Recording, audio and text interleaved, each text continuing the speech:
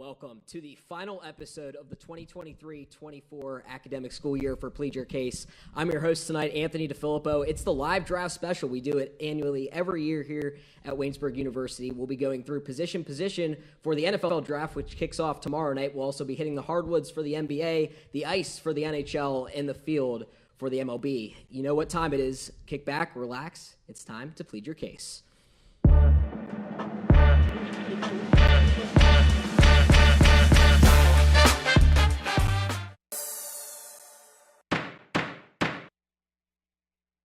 Caleb Williams. That's all anybody can talk about this year as far as quarterbacks go. I'm Anthony DeFilippo, your host for the next 2 hours, joined by Tyler Zeman, Keegan Robbie, and Spencer Fratteri for the first of tonight's 15 panels. And Spencer, I'm going to start with you. Talk about this headliner, Caleb Williams, that seems to be all the rage right now. Fellas, let's start strong, hopefully. Here's my take on Caleb Williams. The hype is there. You don't really see a ton of guys who come out in the first round and the first pick do great. I don't think he's going to be a bust. Let me just reiterate that right now. I don't think he's going to be a bust. He kind of reminds me of draft day movies, Bo Callahan. You think you're going first, and then you start dropping. And now maybe he won't drop to the 7th or 8th spot like Callahan did, but I feel like there's a real good chance we could see Caleb Williams just expect to be picked at number 1 and maybe drop to 2 or 3. But again, I don't think he's going to be a bust. The play style is there. I think he's a real good quarterback. Yeah, I'm not taking away his talent. He's a talented quarterback. I don't think he should go number 1, though. I think Jaden Daniels should go number 1. Williams, too quick to go through his progression, too quick to try and be the hero. I mean, you can't do that in the NFL. The NFL defensive players are just too good to try and be a hero. He's going to be too young coming in, and he's going to the Bears. We've seen the Bears bring up young quarterbacks, and they become busts. Yeah, I couldn't agree more. I don't think he is what he's made out to be. And there's a long list, a laundry list that I think he's going to bring into Chicago. For me, I don't think the crazy play style that he brings, he tries to play hero ball too much in my opinion, and I think it's kind of erratic, and he's going to get caught in the NFL. The Pac-12, they see zero defense. He's not played one defense since he's been in the Pac-12. This is the NFL. You are getting the best of the best. The hero plays we saw from him in college, I don't think are going to translate into the NFL level. He'll have to go number 1 because the Bears cannot risk not taking him and he actually panning out in the NFL. So he's got to go 1 in my opinion because of that ceiling. But for me, I think the Bears kind of got themselves in a tricky situation, giving up Fields. Now they need a quarterback. Williams is there. Spence, after Williams, it's Jaden Daniels, Drake May, Michael Penix Jr., J.J. McCarthy, and Bo Nix. Out of those 5 quarterbacks, who do you think is the second guy on the board? Give me the Heisman, man. I love Jaden Daniels. I think and like Zeman mentioned perfectly, you can't really go – I mean, if you're the Bears, you can't really pass up on Caleb Williams because if for some reason he just – becomes the next Patrick Mahomes, Tom Brady. If he becomes one of those next great guys, everyone's like, oh, well, the Bears sold. They screwed up. They didn't do their things right. But I think if you're going to go to a guy who's next, it was real tough between Jaden Daniels and Michael Penix Jr. I love Penix Jr. I think he's going to go early second round. I'd love to see him go to the Raiders because they really need a quarterback. But if you're going to give me a guy and you're going to let me know of a name, it's going to be Jaden Daniels. He won the Heisman, 3,800 yards, 40 touchdowns, only 4 interceptions. The guy looked incredible all year. So if you're going to be giving me a guy after Williams, give me Daniels.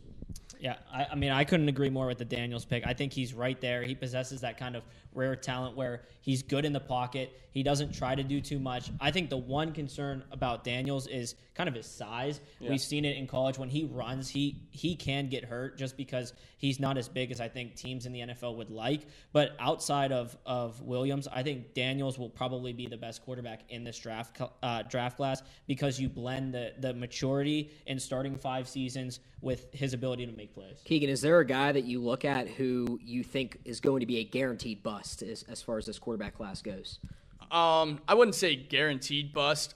J.J. McCarthy's overrated in my opinion. He goes through just like Williams goes through his progressions too fast. And we were watching film on him earlier today, Tyler and I, and I read a defense better than he did, and I'm a Division III kicker. So that it shows you something. I mean, I'm right there with the J.J. McCarthy pick, but I know, Spence, you also have strong feelings. I'm the on same McCarthy, thing as yeah. well. I don't know about you reading a defense better than a D1 quarterback that's going to go to the NFL. I mean, crazy, yeah. I like That's a their crazy confidence, but I mean, yeah, Tyler and I are both a little biased. We're both OSU fans. So obviously there's a little hurt there from the loss this prior season, but I just don't see. He kind of he's kind of like Drake May. I don't really see what the hype around Drake May is. Yeah. I can't really just trust a UNC quarterback. It's kind of like OSU. You know, a lot of people were like, oh, we don't want to trust an Ohio State quarterback yet. And then C.J. Stroud came into the mix, and now I think people will start to trust those Ohio State quarterbacks. Until I see a UNC quarterback that will prove themselves, kind of like what C.J. Stroud did, I just have a hard time trusting one of them. See, I really like Drake. I really like Drake May. I think he's a great pocket passer. He has a great arm, but he doesn't fit into – he's my favorite quarterback in the draft right now. I don't think he's the best, just my favorite play style type guy. But, I mean, they're moving off his play style. They're not moving off of pocket passing quarterbacks. I mean, you see Patrick Mahomes scrambles a lot. You see Lamar Jackson scrambles a lot. And he likes to stay in the pocket a little bit, so I think he's going to be a solid backup, and I feel like in a few years he can start to take over. I don't think he's going to be a bust. I think May's just a little bit of a project, but McCarthy, I am out on J.J. McCarthy. I couldn't agree more. Williams, I think, is a victim of being overhyped on social media because you see those highlight reel plays that he makes.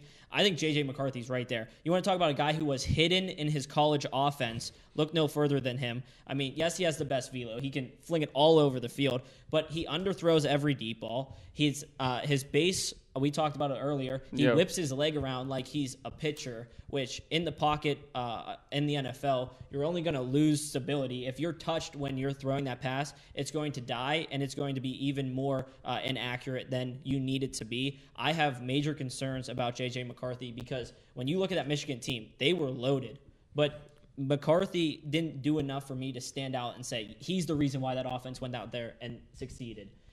I just think it was a lot of others making him look good. We saw him a lot with the two high safeties. He really struggles with two high safeties. Reading if the high safety is going to drop down or not. He can throw a wide open post if he drops down, but multiple times he threw the dig, which it just didn't amount to anything, incompletion or interception. Yeah, every year we see that quarterback in the later rounds that kind of stands out and becomes an everyday regular in the NFL. Spencer, we'll start with you and go down the line. Is there a QB in the later rounds that you really like and are high on? I mentioned his name earlier. I don't think it'll be later round. Again, I think, shout out Logan Lepisco of the Raiders. I think Michael Penix Jr. is a great fit to that team. It's a team in need of a quarterback. Aiden McConnell really didn't do it. You know, you lose Garoppolo. He looked good at Washington. And again, like Zeman mentioned, they played a tough Michigan team in that final. That team was loaded. A great O-line. You have Blake Corum. You have J.J. McCarthy, who, I mean, we already spoke about him. But if you're going to ask me about a guy in the later rounds, again, not necessarily do I think he'll go later. I think early second, but I think Michael Penix Jr. would be a great fit on that Raiders team. Yeah, I'm right there with you. I think he's going to be early second as well. He has a lot of patience in the pocket. He's not afraid to take a hit, stands in there, throws the ball, and delivers. And he's pretty accurate. So, I mean, I also agree with Penix. I think he'll be a solid quarterback. Back up to start maybe, but kind of move into a starter role. Yeah, he's my underrated pick. I really like Michael Penix Jr. I know he's 24 or turning 24 here soon. He's had a lot of injuries throughout his college career. But if you want to talk about the best pocket passer in this draft class, this is Michael Penix Jr. And I know a lot of people are talking about the Vikings moving up, trying to draft a quarterback. I think the Vikings stay where they are, and I think they go get this guy. I don't think it's going to be J.J. McCarthy to Minnesota because when you have guys like Addison, Jefferson, you've just got to give them the ball. McCarthy is too inaccurate for me. He's not going to deliver it on time. Penix can stand in the pocket. He can put the ball in Justin Jefferson's hands and let him go. He's not going to underthrow people. He's going to let those guys do what they do best. He can stand in there. He can take shots. Yes, he's old. Yes, he's had injuries. But I think if you want a guy to let your star players go, he's the guy to do that. All right, gentlemen, that concludes our first segment here on the Plead Your Case live draft special. The quarterbacks are ranked third in all of the positions. The running backs are up next, and they're ranked towards the bottom. Keep it here on the Plead Your Case live draft special.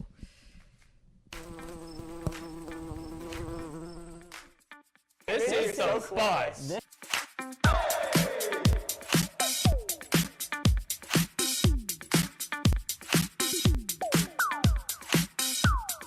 Cornucopia.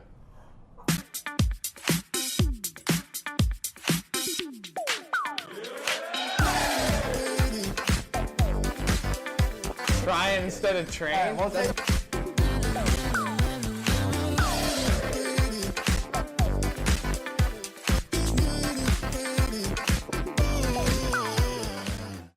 Have you ever wondered what the life of a Yellow Jacket newspaper looks like? Why don't we show you?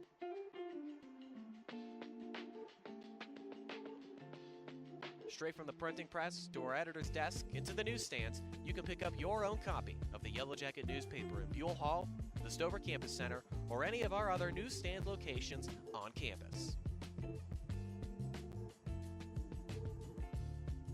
When you get your very own copy, you can read it at your own leisure anywhere around Waynesburg. You can kill time waiting for your next class to start by reading up on campus news and our op-ed pieces. You can even take your copy to the Beehive and catch up with friends as you read up on the latest regional stories. Looking for a peaceful place to read now? Head on over to the Everly Library. Sit back, relax, and catch up on the latest in Waynesburg sports. Oh, and if you didn't know, we are also digital at theyellowjacket.org.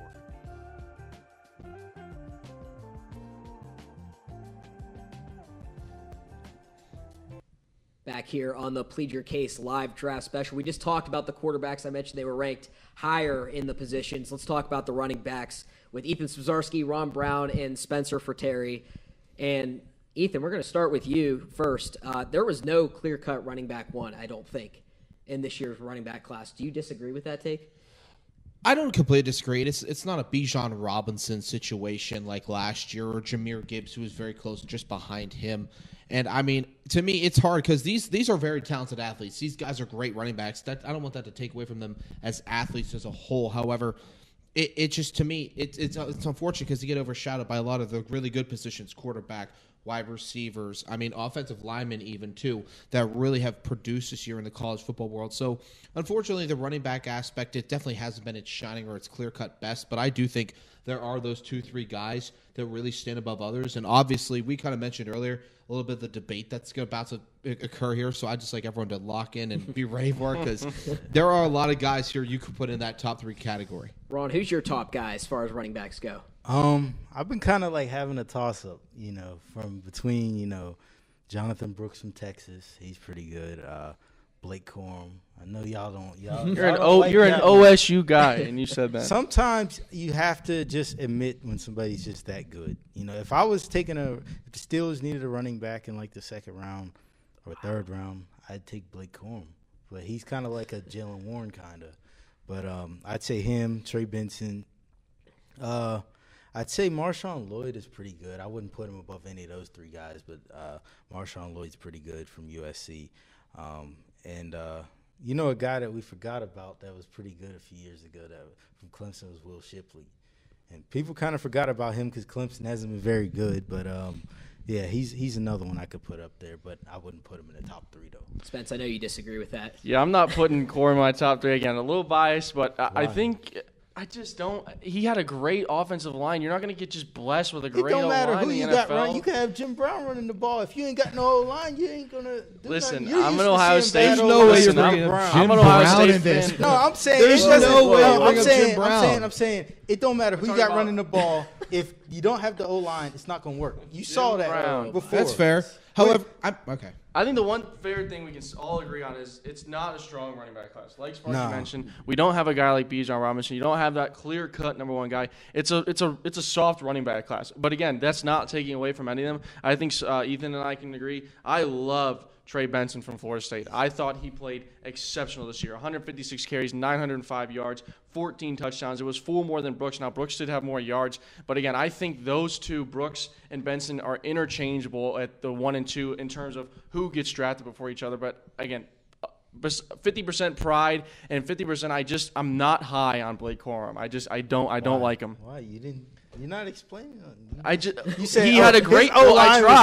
I tried. Most great running backs have good O-line. All right. Well, that's fair. I just think so. Blake Corum went to Michigan, and then we talk about Benson going to Florida State. If Trey Benson's able to be that successful at Florida State compared to a Michigan school, a Big Ten school, that should give him more credit to that extent because the ACC is a great basketball conference. More yards. They are not a good. They're a terrible. Congrats! If I had a brick wall in front of me, leaving open holes and stuff, I get more yards too. Corum had 11 more touchdowns. and he had almost 200 more yards than him. Congratulations. But the Big Ten is the best conference for college football. Big Ten is one of the most physical. It is, but I'm telling you, Trey Benson. So if you're hold on. No, you didn't let me team- speak. Let me speak. Hold on. I didn't interrupt you. Oh my gosh. No. I mean, look, the Big Ten is the best football conference school there is. There's no question about it. Even if you want to argument, yes or no. The ACC is not. But I mean, Trey Benson. Trey Benson, the last 2 years, 310 carries, almost 1,900 yards, 23 touchdowns. From the ACC, he got injured, and he still put up top numbers, and is a second, third-round draft pick for a running back. I mean, that's great. Those are great numbers. But, okay, say if you're a team like the AFC Hold on. North If team, Waynesburg played Alabama in something other than esports, what's going to happen? What is They're that? going to absolutely smoke. smoke them. That's not even a good Michigan, comparison. Bama, and Florida State is Waynesburg That's a in this great case. comparison. But if you It's not play a a good top-tier comparison. team like that, they're going to run you. Now, granted, SEC. I'm just saying, as far as the physicality, you figure you got them northern teams in the Big Ten, so you go to a team like AFC North or the NFC East. So Corn's better because he's more that. physical. Got Yeah. it. Blake, 3 here's the thing. yards, Blake 3 Corum may be yards. more when physical. When it comes down to them games, when it gets cold and it's 10 feet of snow, you're playing in somewhere like Buffalo, Pittsburgh. No. I mean, come let's be real. on. When 10 feet of snow on the ground, what were we doing? We were watching It's we were 3 watching a yards. delay. When it They comes pushed down back to the 3 games yards now. in a cloud of dust, Ain't nobody plays in snow anymore. The league is yeah. completely changed from what it used to be. When did you see a snow game that last year? Steelers-Bills game. I'm talking this year. snow game, like That's- the old snow games where there was piles Like of snow on like the Shady field. McCoy That against the Steelers Detroit Bills- Lions. Yes. That Steelers-Bills game wasn't. They cleared that there was They no cleared the snow snow on and the delayed the field. game to over 24 hours. That's doesn't not the matter. exact same at all. Here, at the end of And the day, even when it's raining and you can't throw the ball as much as you want to. huh? When it's raining, Why are we and you talking about can't throwing throw- the ball? If you can't throw the ball as much, Why are as we you talking want about to, throwing the ball? I'm going to take a guy that I think had played in a more physical conference. That's fair, but Blake Corum, at the end of the day, I'd rather take elusive, fast, and in between tackles, extend the play down the field. Blake Corum, he may be very physical, but he is not as think fast as some he of these I other think guys. that's another When I get downfall. downfield, I think he he loses plays- that speed, man. I would take We Trey haven't Benson seen and him- Jonathan Brooks every day of the week over him. Well, you might have that one right there because they're from down south. You might Amen. have that one. Thank you. Yeah. My goodness. I'm saying on that one. argument, We got you one. might That's all that have- matters. You Hey, might have that was for something. last year. We got You one. might, Thank you might you. have something. You might have something right there because obviously the people from down south they're faster than up north because they run all year round. So Well, you I'll can't. give you I mean, that. everybody runs all year round. No I'm matter talking where you about- are, These what guys run conference- all They're year down in round. Florida catching rabbits. What? They're down in Florida catching What is rabbits. happening? I mean, what is that? I mean, you're talking. So you're you're pretty much they're saying down that in all Florida catching teams. rabbits. You're saying that some teams are training harder than others. No, not the Because they're catching because they're rabbits. catching I'm rabbits. saying Come Florida- on, That's a man. Tomlinism right there. Florida For the third one. Florida State has probably more guys that might be faster because they have more guys from Florida. Where does everybody? That has nothing come to do with on, it. you cannot be That is serious not. with this. So you're Speed saying kills. people in California are faster than people in like North Dakota because I'm the state's saying bigger? some of them because Like, what? I think there's more speed down south than it is up north. I cannot I'm get just behind going with that. that. I just I'm can't just get going with behind that. All right, I don't. That logic does not track in the I think slightest. there's more speed down Look, south. so Jonathan Brooks, I'd argue is one of the fastest running backs, but he's from Texas, so he's faster than everybody Everything's else. bigger in Texas, right? I'd love to disappoint you. I'd love to disappoint you. Let me tell you what. I mean, it's just I'm telling you, I don't see that. I think Jonathan Brooks, Jalen Wright, Trey Benson, those are your top three guys right there. I agree. If we are going to talk, We didn't talk top about three. Jalen Wright enough. We didn't really talk about Well, it. we can now. Yeah, We're too he's busy pretty good. arguing We're too with you busy about arguing Blake about Corum. rabbits. It's become the We Blake didn't really Corum talk segment on the about- Plead Your yeah, Case. We were really talking talk about rabbits. we We can talk about- Forget about running backs. It's the Blake Corum We segment. can talk about anybody else. Jalen Wright, I think, is a pretty good player. He's he's solid. They say they got him listed as a 4.38. So you talking about speed? I mean, ain't nothing. A 4.3 guy at 210 pounds. But He's a where's the full-fledged but? I'm running waiting back. for. There's got to be something wrong with him that No, makes I'm Corum saying, better. I think he's pretty good. You know who else is He really only good? had 4 touchdowns. You know who last else is year, really but- good? Bucky Irving. I love Bucky Irving. Bucky Irving's Irving good. is very good. Bucky You give him Irving's some good. open space. Did we all he'll take disagree you on down the something, field. by the way? I think that's Wow. impressive. My goodness. Bucky Oh Irving, my though, goodness. he's End of the very good. segment. He returned. Bucky Yeah, Irving sure. he has the second most carries of the top 5 guys we just listed. Second most carries, 342 carries, second most yards with just under 2,300 yards and 17 touchdowns in the last 2 years. He's been a very good productive form of offense for the Ducks, especially whenever you lose a lot of your talent and have been really relying on kind of rebuilding in that dying Pac-12, and now they're moving out, doing new things. He caught the ball a lot too. I remember that he caught the ball, and I think he returned a little bit. There were a lot. I mean, and those are the multi-weapon guys that you really need to rely on, and they're not first-round picks. None of these guys are going in the first round, ideally. I mean, Jameer Gibbs kind of surprised with I how think early that he shocked went. everyone. That shocked no everybody. one really expected that. That came out of nowhere. And I'd like to make mention, shout out me. I think I redeemed myself because last year I said Jameer Gibbs was a bust, and I completely am ashamed. I'm ashamed. I'm surprised I got the segment back, but I think Trey Benson is definitely going to be one of the more successful guys here. I think he's one of the best in this, obviously behind Brooks out of Texas, but I think that's a fair statement. Another guy that's you're talking about from from the SEC is like Kendall Milton. He's like a sleeper. I think Kendall Milton's pretty good. He kind of reminds me of a little bit of a Najee Harris, big 6'2" running back. Slow, not that great. Sorry, you can keep going. Come on now. Sorry. The man's rushed for 1,000 yards every year. That's 1,000 more yards than you have. So I mean, that's 1,000 more yards every year. So I'll just let that do this. I enjoyed the Blake Corum debate, but that is going to wrap it up for our running back segment. If you guys want to see more of Ron and Spencer, you'll see it in the NBA with Scott Donnelly later on. That's sure to be a good segment. Next, we'll talk about wide receivers. Marvin Harrison leads the pack, but who else is there to draft? Right here on the Plead Your Case live draft special.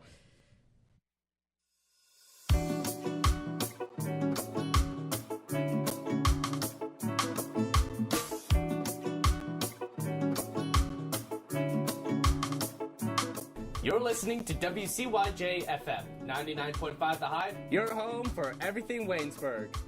Our campus radio station gives students like you a chance to work in live studio environment without ever leaving Waynesburg. WCYJ FM has specialty shows, sports recaps, and updates, weather, and live coverage of your Yellow Jackets. Tune in at 99.5 The Hive or online at waynesburg.edu/listen.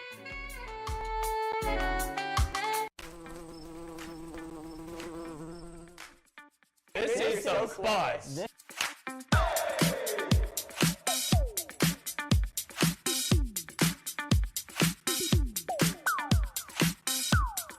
Cornucopia.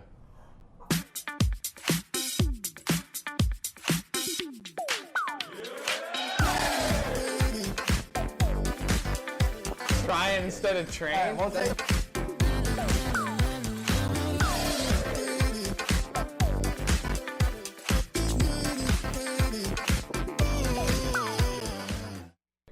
I love this show. Welcome back here on the third segment, Plead Your Case live draft special. I'm your host, Anthony DeFilippo. I'm here with Benicio DeFalco, Haley Ryan, and Dean Shazer. We're on the wide receiver segment. And, Benny, I'm going to start with you. We'll talk about Marvin Harrison Jr. first, talk about him, and then talk about who your favorite wide receiver outside of him is. So, I mean, just starting off with Marvin Harrison Jr., there's not a thing this guy can't do. Probably the best receiver prospect since Calvin Johnson, in my opinion. Just checks all the boxes, but if it wasn't for Marvin Harrison Jr., I think I'm going to go with Malik Neighbors. He can run every route in the book. He's very physical, has great hands, great yard after the catch ability, great speed. He ran a 4.35. Reminds me a lot of another LSU guy like Jamar Chase, and I think if it wasn't for Marvin Harrison Jr., this guy's the Blindnikoff winner last year and probably the first receiver taken. Haley? Yeah, I mean, you can't say enough about Marvin Harrison Jr., but I also have Neighbors. I like, obviously, Benicio had talked about what he did on the field, but I like the fact that a lot of people are making the argument that he could be better than Harrison come NFL level. So, to me, I really like those comparisons because now I'm intrigued to see how it's going to play out head-to-head when both of them, because they're both going to go pretty early on. So it's definitely going to be interesting to see how those go. But Neighbors is kind of my favorite, like, realistic. But I also, just as, like, a little fun kind of pick, I have Bub Means, and that's just kind of because he played at Pitt. You know, he's a big kid. He's fast, and he played at Pitt, local. You know, that's just kind of my H2P. Yeah, that's kind of my. You're a Pitt guy. Your thoughts on Harrison and Means as well? I only have thoughts on Harrison currently, and just to bring up Marvin Harrison, one thing I wanted to mention before we mention any of the other names that we're going to go down this list, he's the top receiver in the draft, and he's the only guy without an elite quarterback, or at least a quarterback that we're going to mention that's going to the draft. So it's really interesting to see where Marvin Harrison's going to end up career-wise and rookie numbers-wise. And I think that's all due to situation. And I think anything he had going into the NFL is 10 times better than what he had last year with Kyle McCord. With that being said, my favorite receiver other than Marvin Harrison overall is Brian Thomas Jr. Yeah, many say it's Malik Neighbors, but I'm going to go with his brother from LSU. And a few reasons why is because he understands situations. He's a game manager. The 2-minute drill is a crucial point in NFL games. Just under half of the games in the NFL are one-possession games. And situational awareness is key in the NFL, and also his length. And I think he's the most naturally gifted athletically wise. He has the most natural athletic ability out of all the names in the draft. And he's also similar to Donnie Mitchell in a sense, and I'll get into him a little bit. Haley, I'll come to you first on this next question. Is there a wide receiver, maybe in the top 5, maybe outside the top 5, that you feel like might be overranked in this year's draft? Now, this guy that I have as the overranked receiver, he's at 12th overall. It's Malachi Corley. Now, I'm not taking away, I don't think he's going to be a complete bust, but he's a 5'11", 215 receiver. He's kind of built more like a running back. And as I mentioned here is that he doesn't excel at one thing more than another. He's good at everything, but there's not one thing that he stands out. And to me, like that I feel like there's a couple more receivers that I could put at 12th overall and above. Again, not calling him a bust, not going to say he's a bust. It's just his size kind of gives me a little bit of a off-put when it comes to his ranking. But, again, that's probably my big overranked receiver. Benicio, same question to you. I'm going to go with Xavier Worthy. He ran the fastest 40, 4.26, and I think for that reason alone, I mean, we've seen it in years past. I will say this, though. Of these receivers, there's nobody that I really look at and say, oh, he's overrated. He has bust written all over him. But just due to the fact of years past, guys like John Ross slip into the first round and the first receiver taken, and they don't do much with their career. But just due to that speed, they're drafted so early. So I hope he doesn't go over guys like his teammate, Donnie Mitchell, who I think is a lot more talented than him, and Brian Thomas, like Dean said. Just to transition into that, I'm going to go to Florida State University. I know there's 2 receivers from Florida State that are potential big names in the draft, but the one I'm going to hone in on is Keon Coleman. And I think Keon Coleman is a little bit overrated in the sense he's 6'4", 215. You tend to see bigger receivers who are 6'3", 6'4", coming into the draft. They're at least 225, so he's not as physical receivers such as A.J. Brown, D.K. Metcalf, names like that, and guys with that stature. As I said, he struggles in man, and he doesn't get off the ball real well when he plays physical quarterbacks. He has incredible catch radius in his catch in traffic is an A+ for sure, but that bails him due to his athleticism not being able to get off of those physical corners. So the term sleeper gets thrown around a lot. Benicio, we'll start with you here. I know you got pretty strong feelings about your sleeper wide receiver. I got 3 guys here. So I got Luke McCaffrey out of Rice, almost the same numbers as his brother Christian McCaffrey. He has that work ethic. He has a dad that's been in the NFL. He's been working out, with that NFL type of regimen since he was in middle school. So if anyone's ready for this, I think Luke McCaffrey's one of them. He also showed out in the Senior Bowl, as all these guys did, along with Ricky Pearsall. He had a 4.3, 4.40, had the catch of the year, in my opinion, over at Florida. And then I'm also going to go with Ladd McConkey out of Georgia. He's a great route runner. He's great yards after catch, has a lot of speed. All 3 of these guys also showed out at the Combine. So I think, the draft stock has maybe gone up a little bit, but I think these guys can have the edge in later rounds. Haley, you're a sleeper. Yeah, so I do have a couple on here, but my big one is Javon Baker from UCF. He started at Alabama as a reserve. He didn't get that playing time that obviously as Alabama. There's a lot of quality receivers there. So he didn't get that playing time, but then he transferred over to UCF in 2022. In all 14 games, he had 56 receptions and 796 yards. And what stood out to me is he had a 14.2 per. But then in 2023, he led the team with 52 receptions and 1,139 yards. He upped his per to 21.9.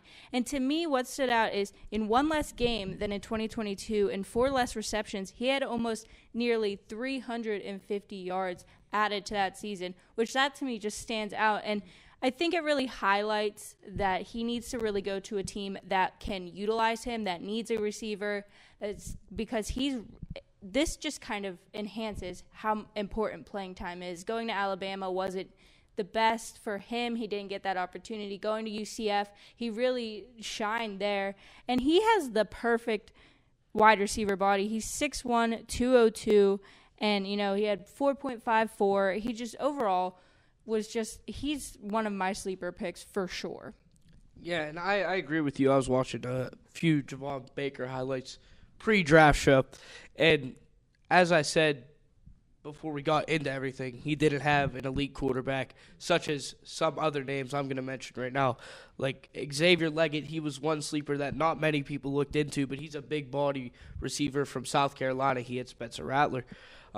Just a few things on him. He had a few separation issues, but he actually reminded me of A.J. Brown compared to Keon Coleman, where Keon Coleman's not really built for his body and he doesn't have the NFL muscle, whereas Xavier Leggett has the potential to be a beast in that sense.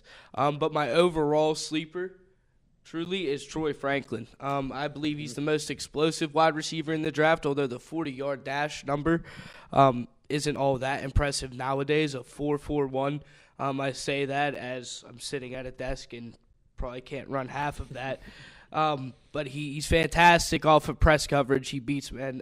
He is some of the best route running in the draft. Route running hasn't really been a great trend across the draft board. I know Xavier Worthy is one of them. He's your bust, Betty. Him and Troy Franklin, I think, are the best route runners. But Troy Franklin has the edge in catchability, going up for balls, catching traffic, and he's an open field artist. He can break tackles in the open field, and he could cut from sideline to sideline, such as Malik Neighbors, who I think is the best sideline to sideline player in the draft. Many experts think that the wide receivers are going to have a very strong draft. That's going to do it for our wide receiver segment up here. Up next, we'll be talking about the tight ends. It's Brock Bowers, and then it's a bunch of question marks. We'll talk about that here on the Plead Your Case live draft special. Sports information and athletic communication majors here at Waynesburg University take on the responsibilities of the pros. As a sports information athletic communication major, you'll take on tasks such as talking to coaches, public address announcing, tracking and spotting live stats, as well as running those stats to the TV and radio announcers and keeping the crowd occupied with the live video board. We have alum currently working for the Washington Wild Things, Akron Rubber Ducks, the Miami Dolphins, and numerous Division I programs. So what are you waiting for? Come here and join us at WU.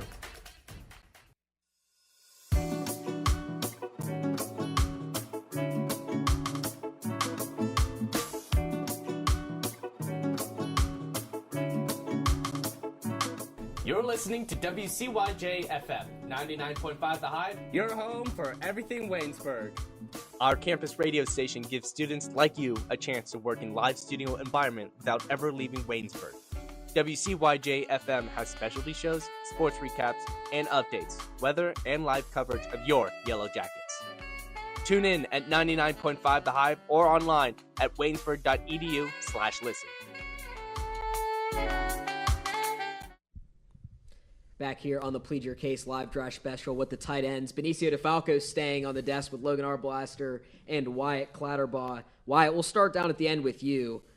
Talk about Brock Bowers, this guy out of Georgia. Yeah, we all know who Brock Bowers is, two-time national champ. He's 6'4", 240 pounds. His career stats at Georgia are 175 receptions, 2,538 yards, 26 touchdowns, and he also had a little bit of success in the running game, having 19 carries for 193 yards and 5 touchdowns. He's a really dynamic tight end. You can use him in the backfield. You can throw it to him in the open field. The comparison I like to make, Kyle Pitts comes to mind. Also, Travis Kelce gives you that dynamic threat.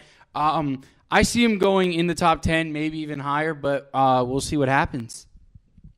Yeah, listen, Brock Bowers, he's one of the biggest X factors in this entire draft, and I think that his ability to block and also be a threat in the pass game makes him the most well-rounded tight end in this draft and one of the best players. I think he'll get picked somewhere between the 5th and the 10th pick in the draft. With that said, my player comparison for him is George Kittle. I think that he's going to be an effective player that can be a big part of any scheme in the NFL. Yeah, I 100% agree with you. I think Brock Bowers there's no doubt that he goes anywhere between that 5 to 10 spot. He's great after the yards after catch. He can run every route in the book. You can use him in the slot. You can use him at the typical tight end position. The only concern I can really think of with this guy is he lacks a little bit of size, which might have to be a little bit of a concern due to blocking in the NFL. But we're just going to have to see what that is. I think Brock Bowers is everything as advertised. I think his comparison for me is Travis Kelce. Now, Bowers is the only tight end projected to go in the first round. We'll start with you, Benicio, on this one. Is there a tight end besides Bowers that you think could maybe go a little bit higher than expected? I like Jatavion Sanders from Texas. He's really good at yards after the catch. He has good speed. He catches just about everything thrown at him. He is great athleticism. The only concerns I really have with this guy is he's not great at short route running. And pass blocking, physicality, he lacks a little bit of as he struggled with edge rushers in college, which, in the NFL it's going to be a lot different. So I'm not too sure on where this guy lands. But if he goes to the right spot, I think he can succeed. Like a team like Miami, I think a lot can be done there. Logan, same question to you. What stands out to me with Jatavion Sanders, and that's also my pick as well, as somebody I could see go higher in the draft than expected. I think he could be looked at as a top 50 pick somewhere in that range. But the thing that stands out to me is he's a vertical threat at the tight end position. He has a lot of playmaking abilities with the ball in his hands. And to me, he has the vision of a running back at the tight end position. Keep in mind this guy's 6'4", 245 out there. And his ability to cross in front of a corner's face and really, once he gets that extra step, take that extra step and not look back, the defense not being able to catch up to him. I think this is a guy that could be higher than expected. Yeah, so I'm going to change it up here. I do like both of your picks, Benny and Logan, but I'm going to go Theo Johnson, tight end from Penn State. Guy is 6'6", 259 pounds. He had 77 receptions, 938 yards, and 12 touchdowns in his career at Penn State. He's big threat. He gives you that blocking ability as well. I think he could fit in a system. I think he goes in the later rounds, like in maybe early second-round pick. I also think he might drop to the third. But either way, in the second or third round, I do see him being a higher pick in that round. And I could see him fitting in a system like the Bengals. I got him going to the Bengals. I also could see him possibly fitting the Titan scheme. So it's really just a matter of what team needs the tight end at that specific time and that specific place. Now, is there an underrated, a sleeper that maybe is ranked a little bit lower on the draft board, Logan? Yeah, well, I actually have Theo Johnson from Penn State as my sleeper.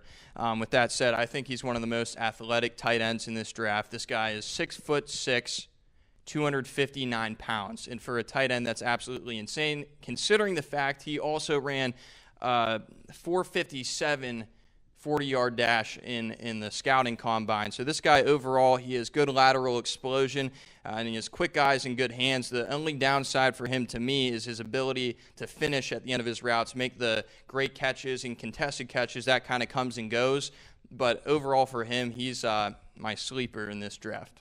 Yeah, I have Theo Johnson as well, but I'll talk about his Big Ten brother a little bit down the line. But starting off with Theo Johnson, I mean, he got a perfect 10 out of 10 score on his athleticism test. He's just a freak athlete. Reminds me a lot of Jimmy Graham. He's good size, sitting at 6'5", 257 pounds. He's a solid route runner. But I do think he has to improve on judging zone coverage. But Now to his Big Ten brother, Cade Stover. He's a good blocker. I think he has potential to be the best blocker in his class. He's explosive burst. He's great at short route running. The one concern I do have with him is coming into Ohio State, he was on the defensive side of things, so he's very new to the position, so he's a raw prospect. He's still learning, though, but he did have a lot of production at Ohio State, so I think his talent is already shown, and I think he can get into a great tight end. Like you said, he played other positions before he came to Ohio State and was actually brought there for other reasons, and I think his natural athletic ability will play well and benefit him down the stretch. Now let's circle back to Bowers for just a second. Wyatt, we'll start with you. What offense do you think can benefit from having Bowers in it the most? Yeah, I will say I think the Jets offense with Aaron Rodgers, I think the Jets at 10, definitely a team to that could take him.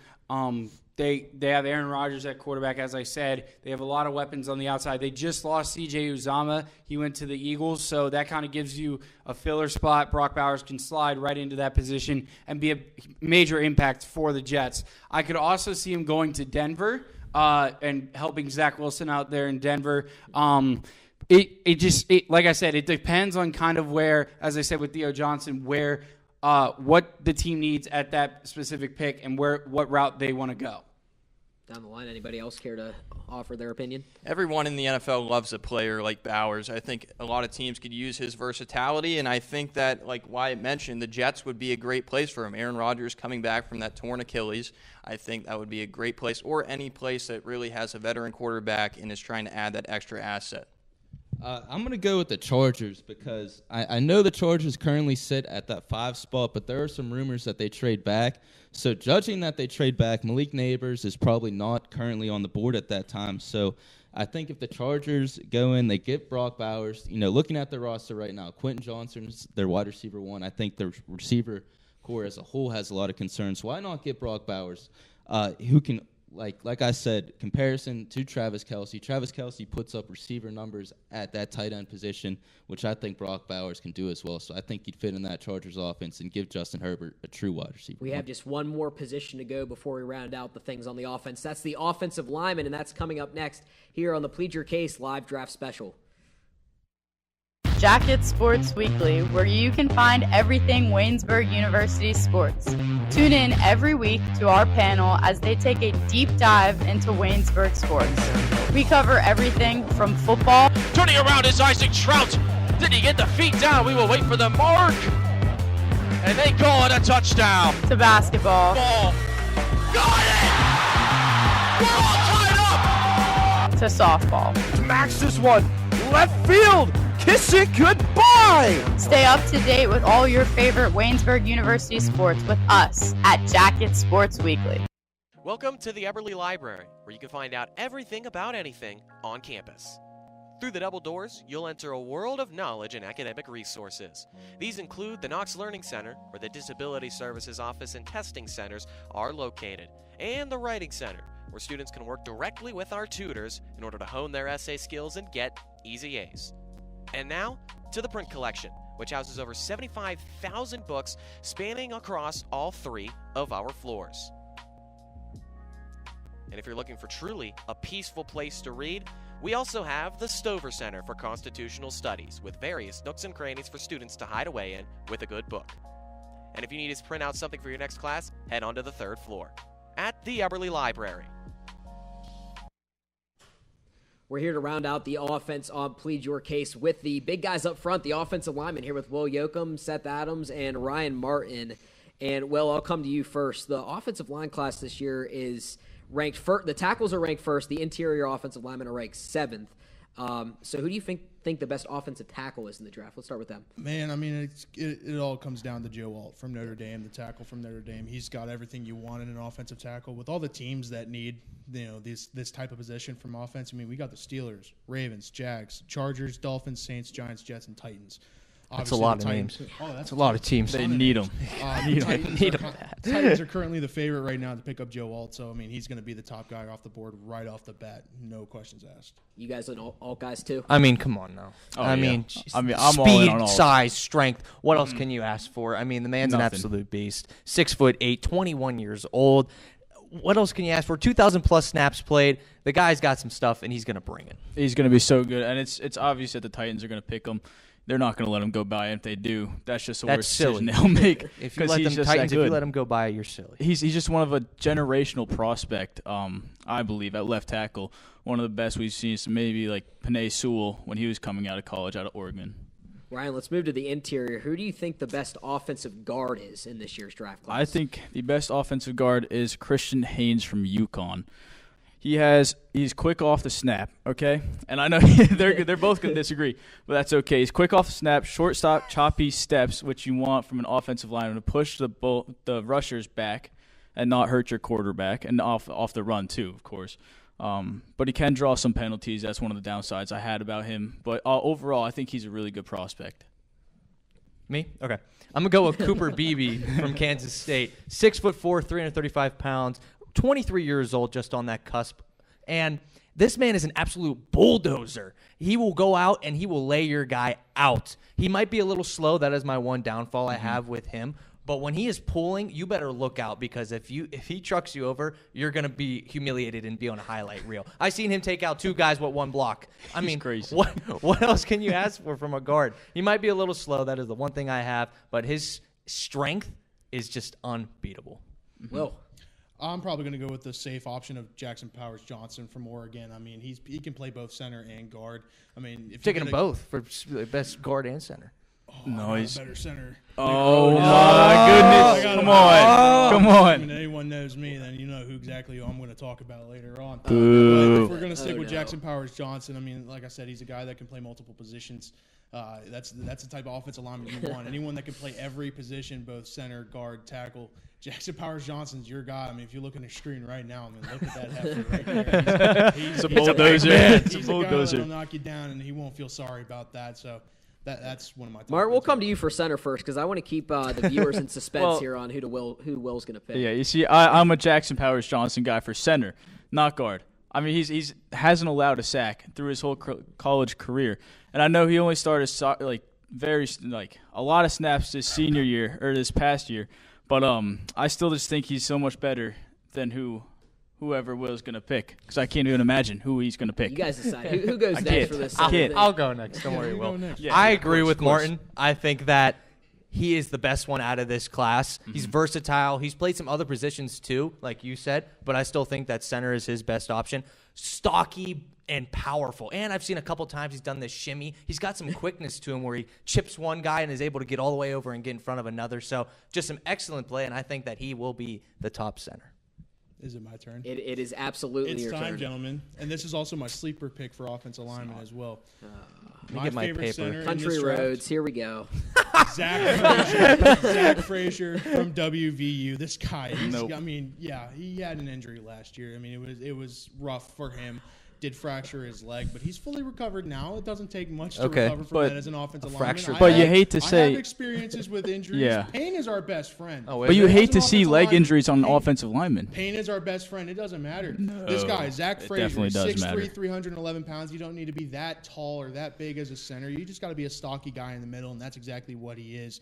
He is a 2-time All-American, 3-time All-Big 12 Conference guy. In 47 career games, he started 46 of them as the center. He's only allowed four total sacks, and only one of those sacks in the past 2 years alone. So if you talk about that Jackson Powers Johnson stuff, how he hasn't allowed a sack in his entire career, that's fine. But we're talking about Zach Frazier, and he's my sleeper pick as the big man center. I just don't believe he's going to be able to keep up, especially with the injury right at the end of the year. I just don't think he's going to be. Keep bringing up the injury. I'm going to, because it's such a big deal. Look at this paper. It's scribbly. Can we see it? Can we see it? It's handwritten scribbles. How does my bad handwriting make him a better offensive No, line? it's not. No, it's not. I don't know what you're talking about. You're bringing up the injury Flip. like all you want. Frazier doesn't have the elite athleticism either. Anthony. He's got the power. It's just as a ridiculous. center, you need that power, and he could drive guys off the line. I just don't think that after this. I mean, but compared to Jackson Powers Johnson, I just don't think that he will be as good as. I disagree. Martin, you want to get a word in there. Go for it. Go for it. I think it's Talk ridiculous. about JPJ. Legs are your most valuable thing on an offensive lineman, right? You need to push them back. Without your legs, how? And it's an injury. And you're fracturing Your it. entire body as an offensive lineman. Is No. Your legs are your most important. Just as important, honestly. Center, you need that power to snap that ball back as a center. So Well, sure. upper body already more important for a But center. you need leverage. Also, He's perfectly fine. He's Boom. fully recovered. He's fully recovered, so we can keep bringing up the injury all we want. If that's I the won't only even bring con it. you No, got I about no. this guy, I've read he that's has the only shorter con. arms too. He's got shorter arms, which will. No. What do you mean no? Because he's going against How does interior D lineman right there. Yeah, and the guys who got big No. eagle-like He needs to push arms. him to the line of scrimmage. He has the Yeah, guard but they're gonna help. be like- He has the guard help for pass. That blocking. okay? He's He still a has the great guard player. help Don't for get me pass wrong. blocking. I just don't think he's the best in the class. Definitely not the best. Don't look at Okay, me Because like that. Jackson Powers Johnson is clearly better. He's younger too. He's younger You too. guys were never offensive linemen, so I don't want to hear it. He was In high school. I was in high school. I was the man. one. I was the one behind. Seth Adams, you're a Steelers fan. So Yeah. if the Steelers picked Zach Frazier over Jackson Powers Johnson, Ooh. let's just go with the hypothetical here. Ooh. What would your level of anger be? You know, I wouldn't be too upset because it's a lineman. I'd prefer JPJ over Zach Frazier, but I You get Now, two Seth, I wouldn't be JPJs in too there. upset. I think that they are great players, both of them. I just think that injury could cause some issues in the future and maybe shorten his career a little bit. Now, Will, same question to you. No. Jackson Powers Johnson over Zach Frazier. What Yeah, would what do your you level take of it? anger be? I'm fine with getting Okay. both. Oh, so Yeah. I'm fine with JPJ's getting better. both, 'cause Okay, then so- JPJ would play the guard Right. and Zach Frazier would play the center. It would work fair. out beautifully. That'll never happen. I don't care. I want it to happen. Steelers gonna trade up for the in the You asked me draft. what I wanted. That's what I want. Martin, your unbiased opinion here. I mean, it's got to be JPJ. Would you, as a Ravens fan, would you rather want to line up against JPJ or Zach Frazier? I would or rather neither? line up against Frazier any day Okay. because I know his leg Fair enough. is not 100%. No matter how healed it is, it's never going to be the same as it was before the injury. That's facts. It won't. I mean, my wrist is still messed up. I broke that. Okay, so a sleeper pick. Martin, we'll go down to you first because Will already revealed his, and it spurred an argument. It was It Frazier, did. of course. It did. So, Martin, go for it. So I have Patrick Paul, tackle from Houston, all right? He is 6'8". And I know 6'8" doesn't mean everything, but a tackle, you got to be tall, you got to be big, you got to be physical. And I know he needs work in the run game, but his pass protection is just so great that I think teams can overlook that fact and really just mold him into a better run blocker in the future. Can I go next? Yeah, go ahead, man. Thanks. He already did his Frazier I spiel, know, so yeah. he's already done with that. So we haven't talked about Marius Mims yet, which I would say is kind of like my sleeper, but I don't think it's considered a sleeper, really. I think he's just so talented, and with this super talented tackle class, offensive line class, he kind of gets hidden behind the rest of them. But I think he's a super solid pick. 6'7". He's 21 years old, super young, and if he played with the Steelers, he'd be with Brock Jones, George Pickens, whatever. That's not the reason for that sleeper pick. But he has only played 682 snaps due to an injury. But I still think that he will be able to be very powerful. And he's 6'7". I mean, like you said, 6'8". I think that's very important as well. But he's just a super solid pick that I feel we kind of fell down in with this huge with this huge class. Will's sleeper pick took us down a rabbit hole, I feel like. Oh, yeah, bringing back the rabbits again in the show, aren't we? But if I could be, if I can not be adversary and be friends with them, yeah, I agree with the Mims pick as well. If we can't get either JPJ or Zach Frazier, that would make me sad. But if we can get Mims, that'd be perfectly fine as well. Bringing rabbits back to close out the offense here on Shout the out Plead Your Ron. Case live draft special. If you think this segment is good, we're bringing back Ron Brown and Spencer Pateri along with top character Scott Donnelly as we're hitting the hardwoods for the NBA here on the Plead Your Case live draft special.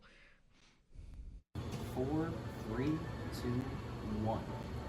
Hi, I'm Michael McKenzie, and welcome back to Plead Your Case. Plead Your Case, Waynesburg University's only national sports debate show. You see what it said? This is 83 and 104. If you're a sports fan, this is the show for you. Each week, we cover the most relevant news and hear arguments from all angles. Tom Brady recently went on the air and said, I believe there's a lot of mediocrity in today's NFL. There's all the hot takes you could ask for. Mike Tomlin is the most mediocre head coach of all time. And fiery back and forths. No, listen, Bowtie. It's like Foursquare. Have you ever played Foursquare? No, you were too old to play Foursquare. So whether it's on camera or behind the scenes, sit back, relax.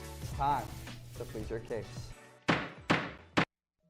Pop culture is everywhere, and if you want to stay on top of it all, look no further than WCTV's very own Nerd Alert, your one-stop shop for everything pop culture.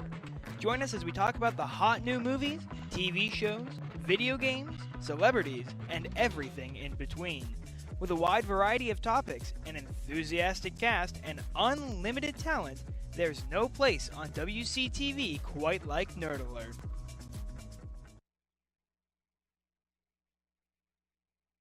Plead Your Case live draft special. We're talking about the NBA with Scott Donnelly, Ron Brown, and Spencer Fratteri. Rejoin us here on the panel. Scott, we'll start with you. Who is the top prospect in your eyes this year in the NBA draft? Jackson Powers Johnson is the best center. Oh, we're on to something different here. You got the Cowboys tie going. Yeah, actually, I thought we were doing football, so football draft week. The top prospect in the draft this year. It seems like Alex Sarr. All signs are pointing to him.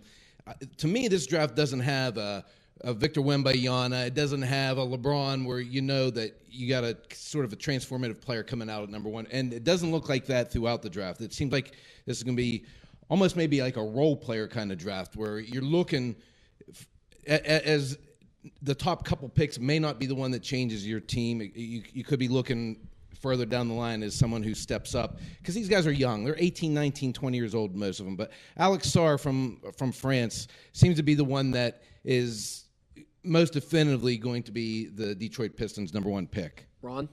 I think, I don't think it'll be, I wouldn't say it's the role player draft. I'd say these guys can be like, with some time, in due time, they could be like all-star level player. But I don't see anybody being like a superstar or anything. I see maybe all-star level player. But Alexander Sarr and Zachary Risseker, both from France, are the top two right now. To be honest, though, if I had to pick, I might go with Risseker because, it's more of a wing game. Risache. You gotta say it in your French accent. Yeah, Risache. Because if you put it in on Google Translate, it comes up Risseker. But Risache. Well, the issue, I think, is if you're drafting for me, at this point, we don't know where these guys are drafting. We don't have the exact draft order yet. I mentioned the Pistons. They may not even be number one, but they had a historically bad season, so all signs point to them getting the ping pong balls and being the top pick in the draft. Spence, who's your top guy? Yeah, look, it's pretty clear. It's not Risache, it's Sarr. And here's the reason why. Because right now, how the tables are probably going to turn is Washington will most likely get the second pick. I say most likely. And if they do, there's no way they won't even need Risache. He could drop to 3 or 4 because they have Kyle Kuzma. He's the exact same player. Okay. They have the it's exact a same play style. game, though. And Kyle Kuzma plays wing for the Wizards, and he's a starter. And he's Okay. not going to So lose now that starting role to a there's one wing rookie. on the court, there's one No, wing but on why the would court. you start? What do you mean they've got There's one they've got wing on the Gortat? court. They've got Gortat and Kuzma. You're going to take one of them out for a rookie? I might. No, don't even go there. I'm Don't not even go going there. to take them out, but Don't even go there. they can play together. Don't even go there. Also, Risache switched international leagues midway through the season, was at 15 points a game in his first one, dropped to 9, and the competition was 25% harder in a poll in the second league, and he dropped points in that. So how is he going to come to the NBA? Listen, I will say, the international basketball world is taking over in the NBA. We see it every year. We see more and more guys. We saw Victor Wembanyama, and which I will say, I will admit, Ron, you had me last year. You got the Victor pick right. Congratulations. I mean, it was the most obvious pick, but you got it right. It's Alex Sarr this year. He's going to go number 1. He's got the length. He's 7'1". And remember, it's going to be Detroit. It's going to be Detroit number 1 most likely. They were the worst team in the league this year. Because now you said Wemby was going to get bullied in the NBA last year. I was wrong, like I said. Now Alex Sarr is 7'1", 217 pounds, and you're talking about. You said last year, Wemby's going to get bullied. He's only 220. I did say that. You're right. But and now, it's only been his this first year, we don't want you to back out the block. We want you It's only to, been his first year. But we don't want Wemby you to had a back great out year. the block. I'm not taking away from Wemby's year. He had a fantastic Alexander year. Sarr is the same build, and he plays more down low than Wemby did. Okay, and Wemby didn't really play a lot down low this year. He was Okay, an outside center. what you said, you contradicted yourself. How because though? But what's your reasoning behind why Zachary Risache is so good?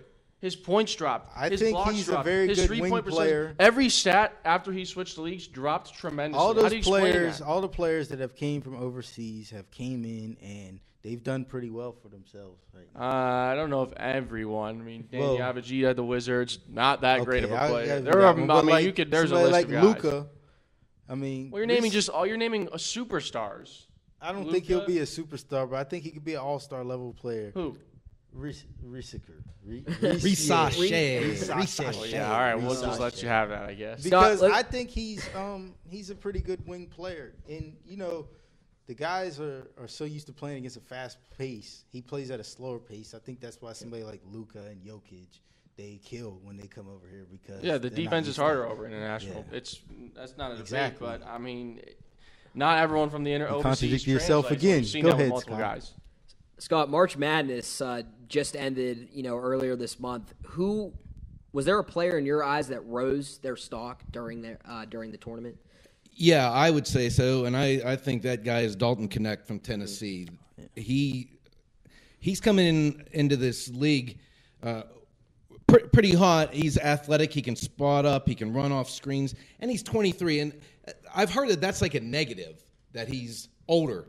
But 23 years old, is that older? Yeah, because, you think about most of the guys, they want these 18, 19-year-old guys now because you figure their shelf life. Doesn't matter. I mean, come on. Not at that age. I'm just going by the logic of the NBA GMs now. They're saying age doesn't matter when you're in the NBA. I think, but that's what they're saying, though. The 18, 19-year-olds are Right, the more obviously you desirable want one. a But guy you're younger, 23, but- you're not washed up. You've gotten your development already on the court at Tennessee, whereas some of these guys are going to be doing on the court learning at age 19 in the NBA. I like Knecht. I think he's a guy that could maybe be 10 to 15 overall.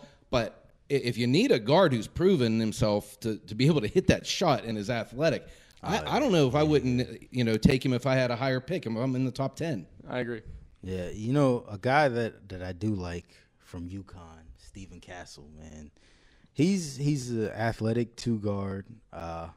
It's not like what I said last year about Scoot Henderson, where he was only 6'3", and I was right You about got that right. one. Go ahead. You can have that. I think you're wrong This about one Stephon is Castle. 6'6", man. Okay. He's 6'6". He needs to develop a jumper a little bit. He has he no doesn't shoot jumper. well yet. He has no jumper. And in a world of NBA where today we live in the world of deep twos and threes, if he does not develop one, he is going to be in very, very deep trouble. Did John Morant develop a jumper? Over time, it took him a few years. He didn't have a jumper. Nobody's going into the league. expecting any of these guys to come in and just dominate and be superstars. But I'm That's saying, what I just said a couple I don't even. you got to have a jumper if you want to survive in today's NBA. And LeBron didn't always have a jumper neither. Don't bring up LeBron. I'm not Come on, comparing are him we to serious? LeBron, but these guys never. There's a lot of guys that did not have jumpers when they got into the league. LeBron has and always had a developed. jumper. Don't No, say that. not when he bringing up first all got these to the Oh, league. don't do that. That's just Young silly. Doncic, To say that one of the LeBron. greatest of all time has never had a jumper is insane. When he beat Detroit to go to the He had a jumper finals. then. He had a jumper in high school. It He wasn't had like jumper a in middle consistent school. jumper, He had a though. jumper in elementary school. He had a jumper when he was 2 years old. It's LeBron. He missed a big three the other night. Could have won the game. All right, well, yeah. I mean, Yeah, that's we're something not we gonna all talk saw. We all about saw it. that one. We're not Yeah, that gonna sucks talk for about Lakers that. fans. But another player, so there's one guy, we discussed that you think he's not going to go, but Bronny James. Yeah, you're silly. I mean, listen, I'm a huge LeBron fan, but I just the only reason if I'm Bronny James, I'm either thinking I'm going back to college for the NIL money and to get a lot better because I mean he wasn't the great. man this year. had a heart attack. To I start know, the season. I know that. Trust me, I know. He had a And heart attack. He played and very everybody's well for talking- having a heart attack. Now, But before do he you had a think- let heart me ask you this. attack, Do you think he's everybody- NBA ready? I think he could be. Be careful. No, absolutely not. No. But all these guys on the list, you like him better? Yeah, you're insane. I'm not taking him in. He is an NBA ready. He's nowhere close. There's not even a % there yet. He's got to play college ball more. I know he had a heart attack, and he had a great year of having a heart attack and coming back. But there are a million other guards in this draft that would take over him. A million. Dillingham, Collier, Shepard. There's a load of guys on this list. But I'm not saying take him with the first pick. I'm talking If like Bronny maybe gets into second the round, draft this year, late it's first piss. round. It's a pity pick because at this point, with the way LeBron talks, he's almost done. Wherever Bronny gets drafted would be the team LeBron goes to. And I think he'll play against Yes, Bronny. he has said that. I think he'll play against Bronny. Better chance he plays for Duquesne next year than in the NBA. I completely agree. That's I pretty- 100% agree. Maybe. There's a better chance of seeing Bronny on North Dakota State or anywhere in college in the NBA. The only reason he's going to get into the NBA is the team goes, oh, if we pick Bronny, we get LeBron. Because LeBron has said, I would like to play with my son, and then I'm done. Not going to be a Laker. He's not going to be a Laker, and he's I going to be think in he'll college play next year. against Bronny. I think it also depends on where Bronny goes in the league. Well, it'll be college. He's not going to the league. Ron. I hate to break it to you. Duquesne. I didn't know we were going to get into Bronny James talk here he's on not the going NBA anywhere. segment, but it is time to go back to the NFL. We're going to start on the defensive side of the ball with the edge rushers when we come back here on the Plead Your Case live draft special.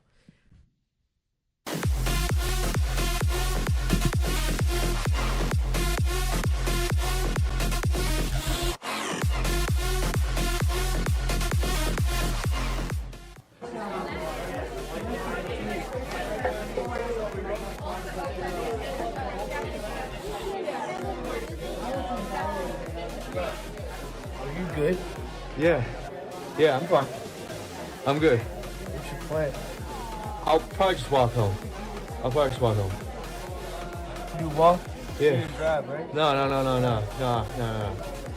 Be safe. Yeah. I'm probably gonna get going now. All right, put some cool water on your face. All right.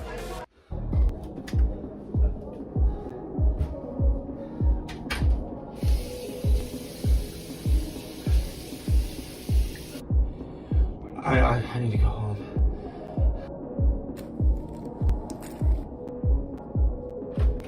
Hey, where are you going? I'm walking home. I'll see you boys at the next one, all right?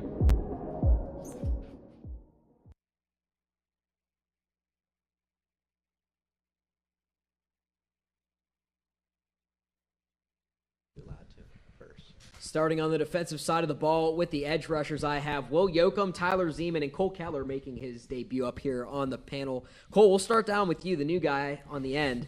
Who's your top edge rusher this year? My top edge rusher is between two people, Laiatu Latu out of UCLA and Jared Verse out of Florida State. Now, Jared Verse, he transferred in from the University of Albany to Florida State.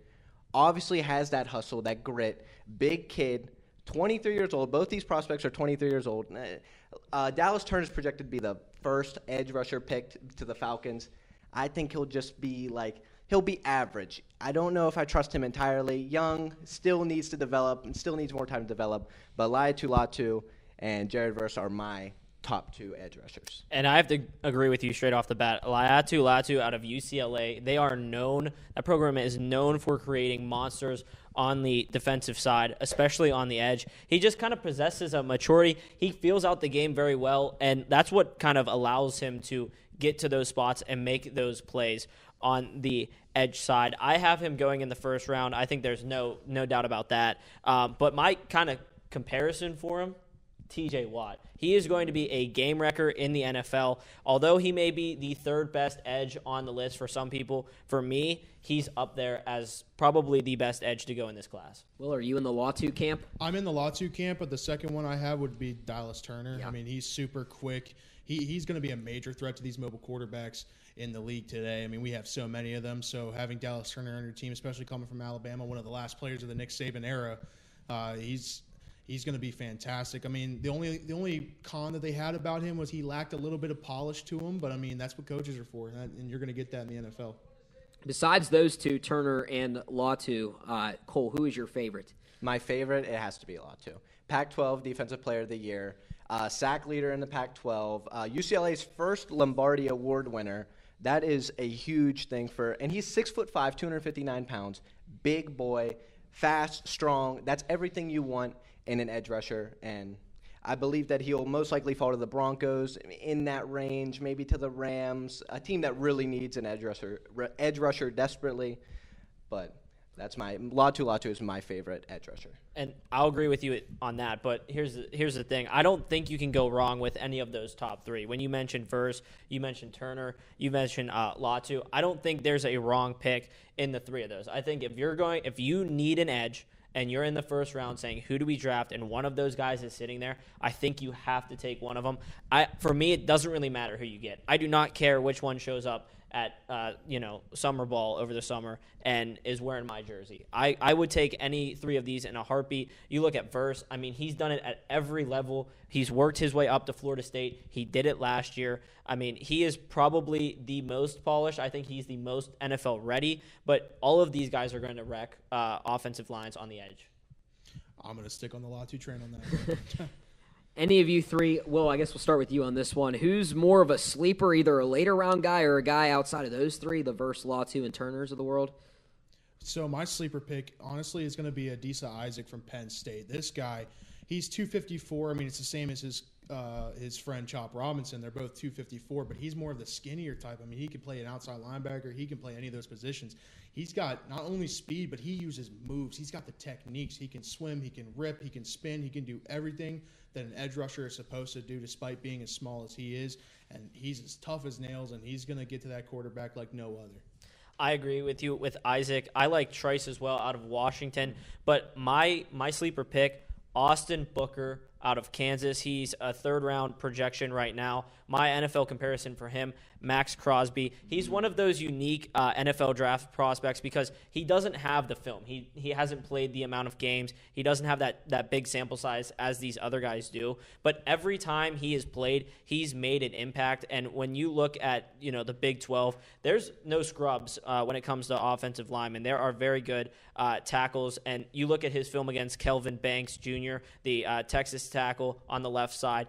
I think a lot of NFL scouts are going to look back at that game, and that's going to be one of the reasons why they go and get him potentially in the third round or maybe a little bit before that, because he's gone up against the left tackle, and he's done what I think people expected a top edge rusher to do for going in the third round. Cole, a sleeper of yours? I'm sticking in the Pac-12. I'm going Jonah Ellis, edge rusher out of Utah, and he lacks size. He needs to get muscle, but he is a great third-round option. Very strong. He has football genes. He has three brothers who play at D1 FCS Idaho, and his dad is a 10-year veteran. Also went to Utah in the early 90s.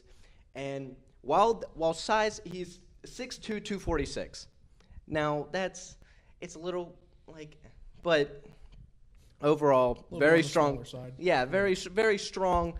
And if he just gets that muscle, gets that bulk, gets in the right system, then I think he'll thrive. I was going to say, that's the thing, though. Now with these edges, they come a little bit smaller. Yeah. And as long as you have the athleticism, I mean, obviously when they hit the NFL, they're going to bulk up because that's a necessity. But you don't have to be the biggest guy anymore to play on the edge. Right. If you can go out there and you can get around one of those tackles with a spin, with a euro, or just straight up beat them with speed and then tip around the outside, you can play edge. I mean, there are some true athletes. They're smaller, but you can play out there even with bad size. We'll flip it over to bust. Tyler, we'll start with you here first. Who do you think your bust as rusher is going to be? Well, I have two. Unlike Turner, I have to take his teammate Braswell. He has a second-round grade right now. He's just not as polished as either of them. I think he's going to have a lot more to work on in the NFL. He could be a good backup, maybe in like a 3-4 defense. I think he'll provide a lot on the special team side of thing, and I think that's where he's probably going to make most of his career at, but not at the edge position. He'll be good for depth, but I don't think he's going to be a guy that you're looking for maybe as a steal in the draft. And same with Marshawn Nealand out of Western Michigan. There's a lot of hype around him. He's moved up as a second-round draft grade. I'm just not sold on him yet coming out of Western Michigan. I think there's a lot more question marks, a lot more work needed for him. Cole? I completely agree with Zeman here. And Braswell, I rewatched the Michigan versus Alabama game. And Braswell has one huge problem. It seems that he's uninterested. You watch Turner, fast, strong. It does all the right things that you want to see. And then you see Braswell, and Braswell's a little bit slower, little bit seems like he's uninterested in playing or being there. And I think that is a huge thing. And I also agree with the Marshawn Nealand thing. Edge rushers coming out of the MAC, it's a toss-up, but I just don't see it. There's nothing that I see great in him. There's nothing I see bad in him. It's really all up to options. So. Yeah, I'm going to bring it back to Penn State. So on the opposite end of Isaac, that's Chop Robinson. Really? I was watching his tape. Wow. I watched I some tape today. The first 2 minutes of that tape, yeah, he used nothing but speed to get outside them tackles, and that's great. Speed kills. However, that's all he had in that tape. I rarely saw any moves other than maybe the rip move that he used. That's his main move is just the rip under the guy. You got to use other moves in the NFL. You got to. You can't just rip under a guy because the tackles are going to find out that's the only move you can use. They also know that you also have speed. They're going to attack that, and they're going to attack that hard. So he needs to learn some other moves and just pick up some better techniques if he's going to make it and be that dominant guy that he was at Penn State in the NFL. You know, I'm a little bit shocked by that pick because if you know me, I'm not one to stand up for Penn State guys. Right. But I think, and we've talked about this. I've talked about it with Keegan because obviously he's a big Penn State guy, knows a lot. Keegan thinks that Chop is going to move more as a linebacker with this class being smaller. Yep. I think I kind of agree with that. I think that's probably where he'll make his money in the NFL. But I mean, to say that, you know, he's not going to work out on the edge part of things, sure, but he'll be good in defenses, maybe at other positions. That's why I'm not sold on calling him a bust. If they can move into the linebacker spot, that's perfectly fine because we're talking about edge rushers in this segment. No, as an edge rusher, I don't see it. As a linebacker, that's fine. I would love to see these guys. I would like to see everybody succeed if they go to the NFL. That's just me. I have hatred towards except Jackson Powers Johnson. No. Because he said he'd be fine. I said I'd be both. The dream world is the Steelers pick up both Jackson Powers Johnson and Zach Frazier. But in this scenario, I would like to see everybody succeed. Yeah, I just hope everybody has fun. But my biggest concern with the Chop thing is, what if he does get bigger? What if he does develop that strength, learns more technique, falls into the right team, right coach that can teach him all those things that he needs to learn to be successful in the NFL? Then what? Then he proved me wrong, and that's exactly what I wanted out of this segment. I want everybody to prove me wrong That's because, beautiful. That means that they did something with that. They proved the doubters wrong, and that's what I am. I'm a doubter because all I saw on that tape was him using speed. I suspect we'll hear Keegan Robbie talk about Chop Robinson, Penn State fan, when he comes up in the linebacker segment. We got one in between. It's defensive tackles right here on the Plead Your Case live draft special.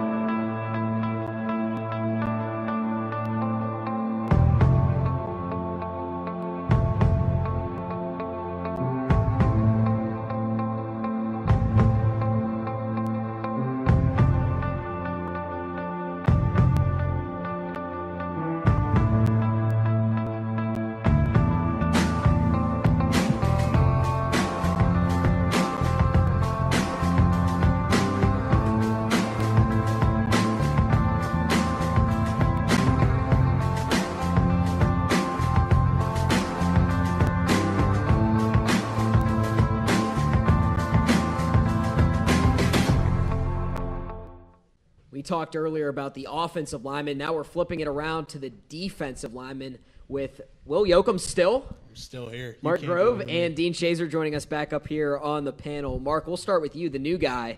Who's your favorite defensive tackle in this class? Well, I mean, there's a lot of defensive tackles to pick from, but my favorite, he's been a very a late riser after transferring from Western Michigan, and with his performance in his pro day and the combine, is Brendan Fisk from Florida State. I know it's going to be not a very good pick, but I think he might sneak into the back of the first round depending on how the board falls with offensive linemen and team needs. But I could see him being very, very a sneaky pick.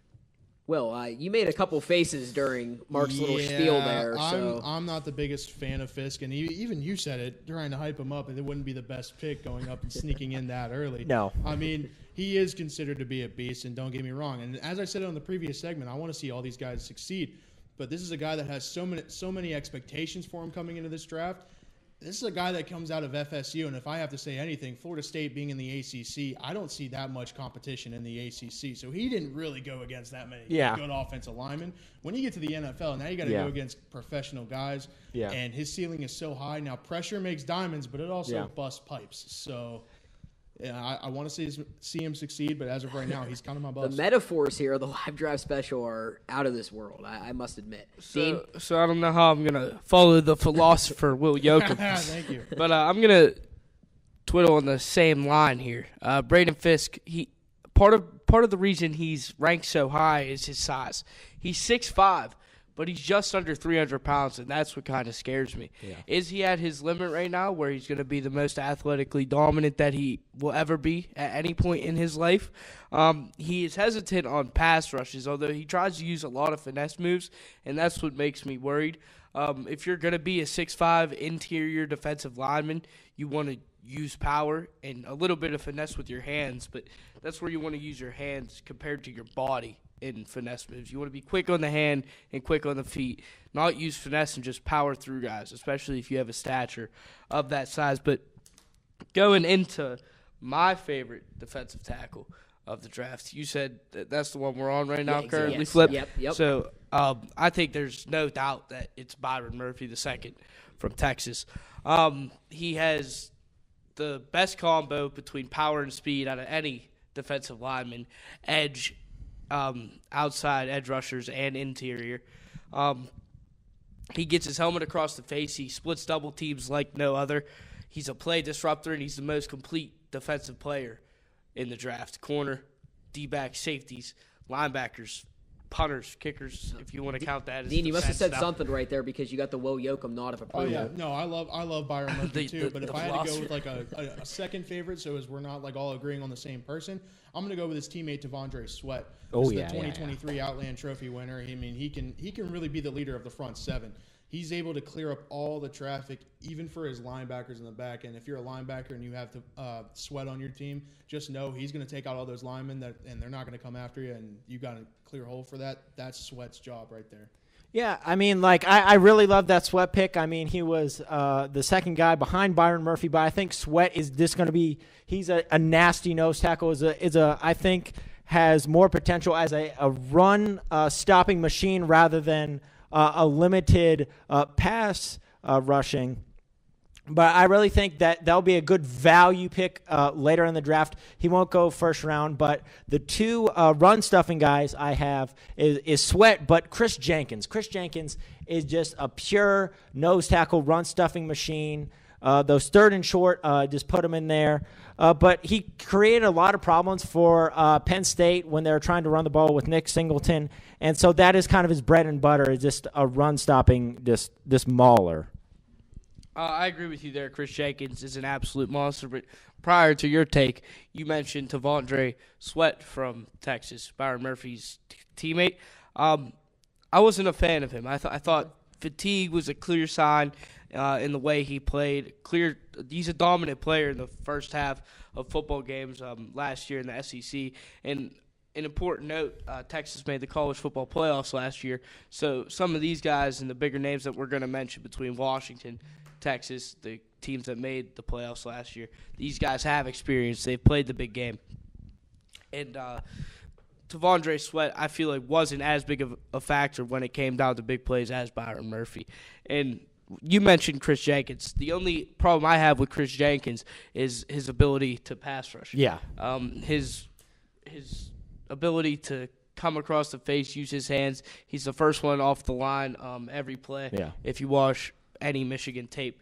And like I said, he's played in the big game. He won a national championship this year, has beaten Ohio State twice in the big game. So Chris Jenkins, and he was a monster in those games. He made his presence known whether he made the play or not. Ball's on the other side of the field, Chris Jenkins is there. And that's similar to my sleeper pick, but we'll get into that. Mark, do you have a quick sleeper pick here as we start to wrap up this segment? Sleeper pick, I think a guy that could sneak into the first round, I think is the second best defensive tackle, is Jerzon Newton out of Illinois. Earlier in the year during college football, he was predicted as the first defensive tackle to go off the board, but I still think the potential is there, especially if Byron Murphy's off-the-field issues, that might slide him down. So Newton might have some ground to gain there, but he's one of my probably sleeper picks there as a good value for the first round. I'm sick of this off-the-field issues narrative, especially with big boys. Maybe they propel it to use for anger, but as we saw last year, Jalen Carter off-the-field issues was probably the most dominant rookie defensive tackle in his class. My sleeper pick.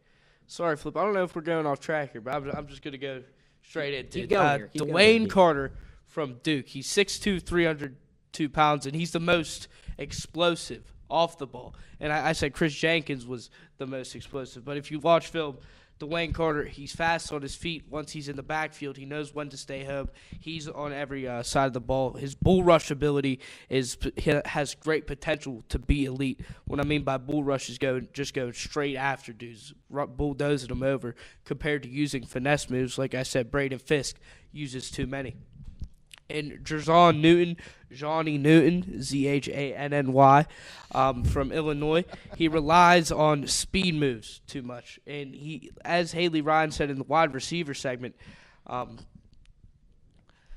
forget who she was mentioning. I forget the player. That's on me now. But it was a few segments ago, and it was my overrated pick, Johnny Newton. He's good at a lot of things, but he tries to do too much, and he's not great at everything. So, Mark Grove, in that sense, I disagree with you. And everyone just know Dwayne Carter's name from Duke University. A quick sleeper from you? Yeah, we already touched on him. Chris Jenkins is mine. I mean, as a D tackle, it's hard to find pass rushing D tackles. You really need them as the run stoppers, and he's got that. He can handle double teams with ease. But with the option play being adopted into the NFL and one of the biggest offensive schemes that they use, Chris Jenkins is perfect for it if they decide to hand it off to the running back up the middle.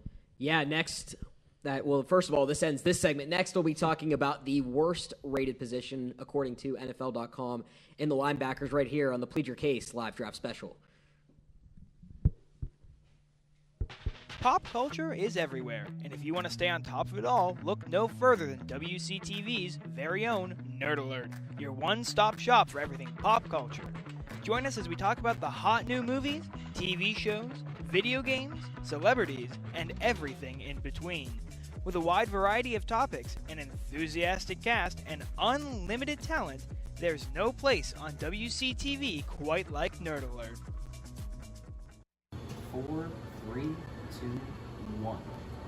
Hi, I'm Michael McKenzie, and welcome back to Plead Your Case. Plead Your Case, Waynesburg University's only national sports debate show. You see what it said? This is 83 and 104. If you're a sports fan, this is the show for you.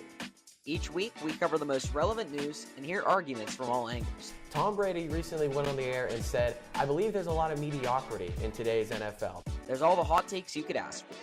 Mike Tomlin is the most mediocre head coach of all time. And fiery back and forths. No, listen, Bowtie. It's like Foursquare. Have you ever played Foursquare? No, you were too old to play Foursquare. So whether it's on camera or behind the scenes, sit back, relax.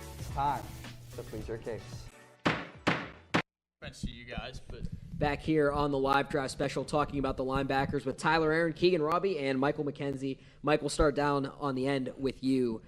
Who is the top linebacker in this pretty weak linebacker class? You're right. It's a weak class. I'd be surprised if we see more than one linebacker go in the first round. They'll go late if they do. For me, I'm going Texas A&M's Edgerrin Cooper. He's super quick for the position. He's a high IQ player, sticky in coverage, excellent awareness in pursuit of quarterbacks, running backs, super aggressive in trying to make plays anywhere on the field. That may be to his disadvantage a little bit in missing cuts, things like that. But I think overall he possesses the most versatile and best skill set. If I were to take a linebacker first round, I'd take Cooper number one. I think he goes late 20s to the mid 30s in the first round, early second round.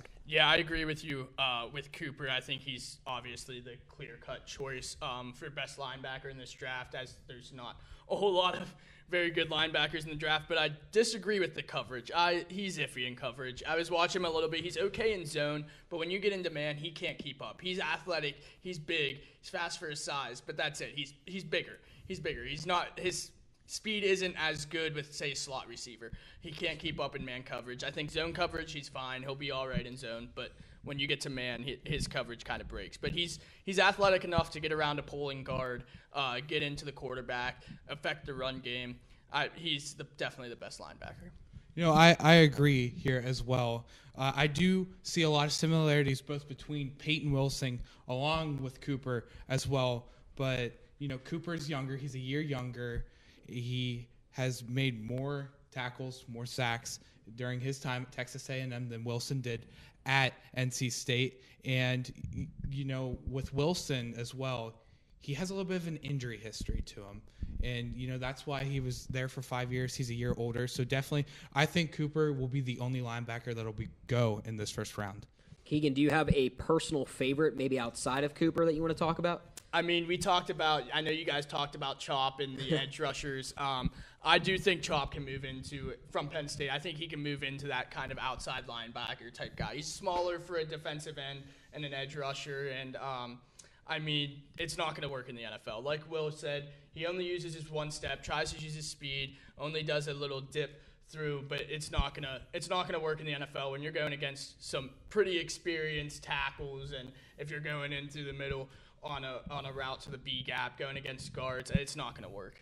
So I think he could move to a linebacker position. I think my guy in the top 5 that I think doesn't get enough love, Jeremiah Trotter from Clemson. I think he's the most instinctive linebacker in this class. He knows what he's doing, high IQ player.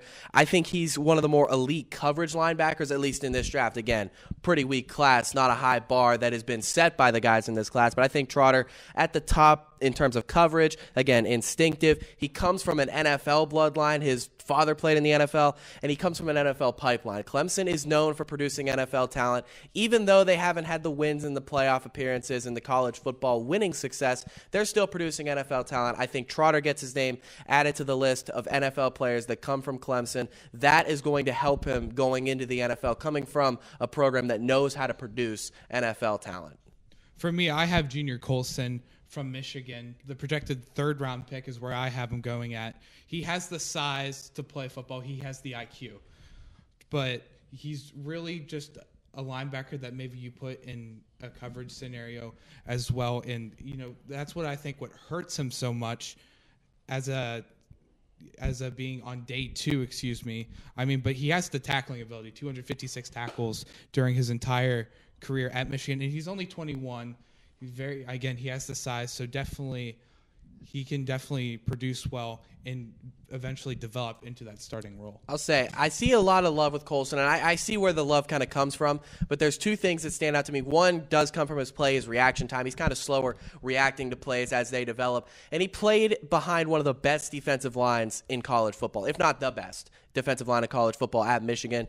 As an Ohio State fan, I hate to admit it, but you got to give Michigan credit. They had a great defensive line, great defense all around. So what could Colson be able to do on a weaker defensive line, or a defensive line that doesn't have nearly the same amount of success as Michigan did at the college football level? Now, let's say he does get drafted to a team that has a really good defensive line, then he'll be really good. He could be very solid in the NFL. But if he goes to a team that doesn't have an elite defensive line, I worry that Colson's going to be what some people think he could. Mike, on the flip side, is there more of a diamond in the rough kind of guy that you could see picked in the later rounds that could make an impact right away? He's going to love this one. Curtis Jacobs from Penn State. He's a quality athlete. He's got quickness. Yeah, he's got the Penn State tie. Quickness, agility, overall speed. I like to say that he gets to the ball quickly. His instincts, not necessarily where you'd like them to be, but there are times you can see on tape he's in the right spot at the right time, and he was a 3-year starter at a school that consistently produces NFL talent at that linebacker position. We're talking about edge rushers, Chop Robinson. Penn State's produced a lot of NFL linebackers, and he was a 3-year starter at that program. And it's not like Penn State's been a snooze fest the past 3 years. They've been very solid, especially on that defensive side of the football. Now, there's inconsistencies as an open field tackler, shedding blocks, and just overall in his game, it's a lot feast or famine with Jacobs.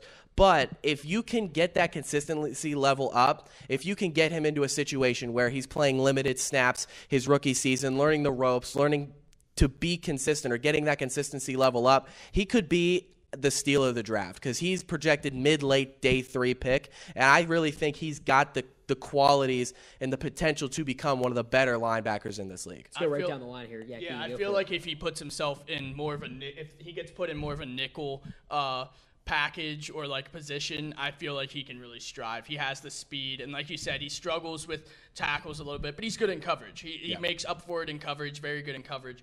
My guy, though, Wallace from Kentucky. I really like Wallace. I think he's one of the best in the draft right now. Very athletic, does really well in coverage. He doesn't miss a lot of tackles, which is really nice. So he kind of reminds me of Curtis Jacobs a little bit in a sense, but doesn't miss tackles as much. So he's my guy in the draft right now. For me, I got J.D. Bertrand from Notre Dame. He made 267 tackles over the course of his career. He's a guy that he has that playmaking ability is what he has. He can drop back into coverage. He can go and play in that nickel formation as well. He's tough, smart, but I think what hurts him is he's a little bit undersized, only 6'1". But again, that's why right now he's currently at a late day 3 draft pick as well. But I really think he is the diamond in the rough for this draft. The second league switch is upon us. We'll be talking about the National Hockey League draft. When we come back, we'll see who exactly slacked for Macklin the best.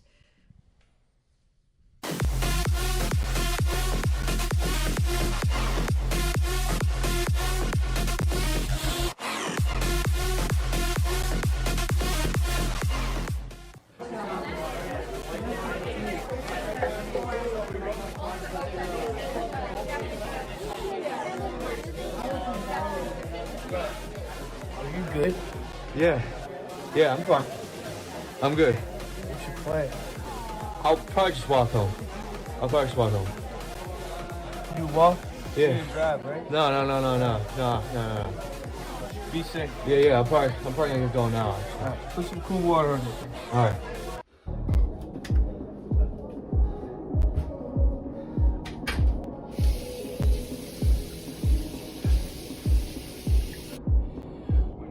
I need to go home.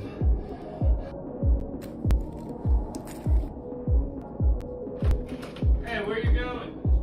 I'm walking home. I'll see you boys at the next one, all right?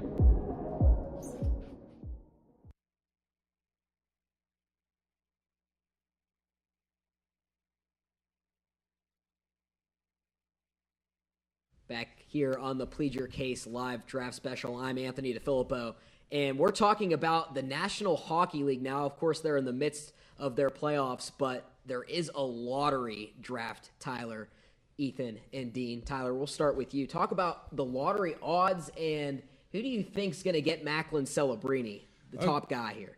So, first and foremost, draft lottery date has not been announced yet. Last season's, it was on May 8th, so probably going to be around that ballpark there as well. But currently, the San Jose Sharks will have the best chance at landing Macklin Celebrini with a 25.5% chance. Chicago is the second best odds at 13.5%.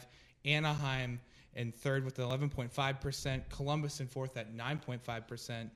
Montreal in fifth at 8.5%. And then NHL's newest franchise, Utah, at that sixth best odds here with the 7.5%. And then it just keeps on going down every half percentage. Ethan, I hate to talk about conspiracies up here on the panel, but are they going to rig it for Utah? No, I know you're thinking the same wavelength there. I'm more concerned they're going to rig it for Chicago, if anything. Oh. I mean, if you get back-to-back first picks with Bedard, and then you get Macklin here, that's going to change everything to me.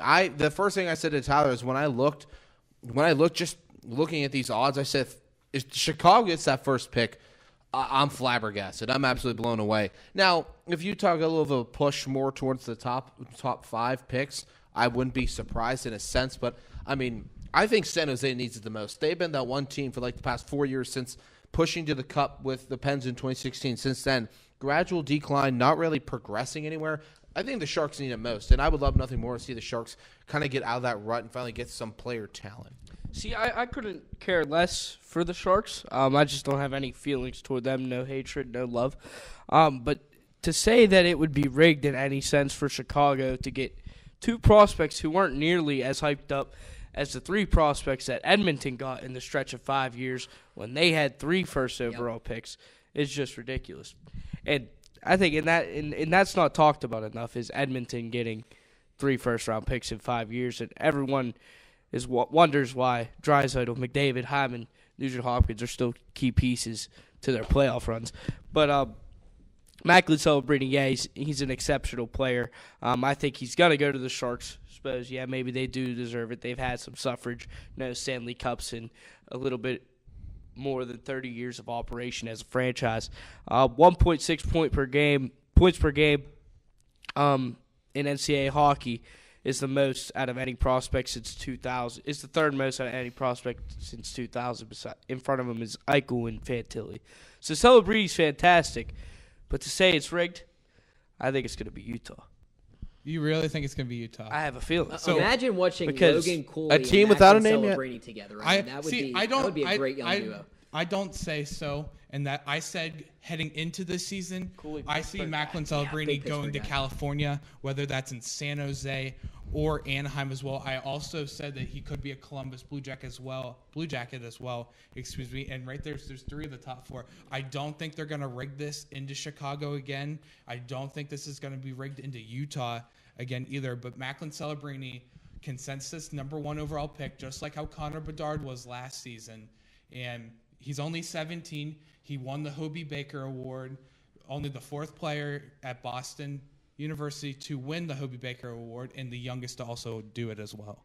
And there are also other prospects other than Macklin Celebrini, guys. Dean, who's your second-ranked guy? My second-ranked guy, and this is where I might get controversial. I think he could easily be your first-ranked guy, and to say any other draft is ridiculous because I think it could be said in this draft, and that's Ivan Demidov from Russia. Demidov, he has the silkiest mitts, which means the best puck handling skills out of any prospect, I believe. He's the most creative with the puck. He's the best playmaker overall in sense of creating assists and finding the open man. And he just creates opportunities for men to be great, whereas Celebrini, on the other hand, attacks chances where he can be great.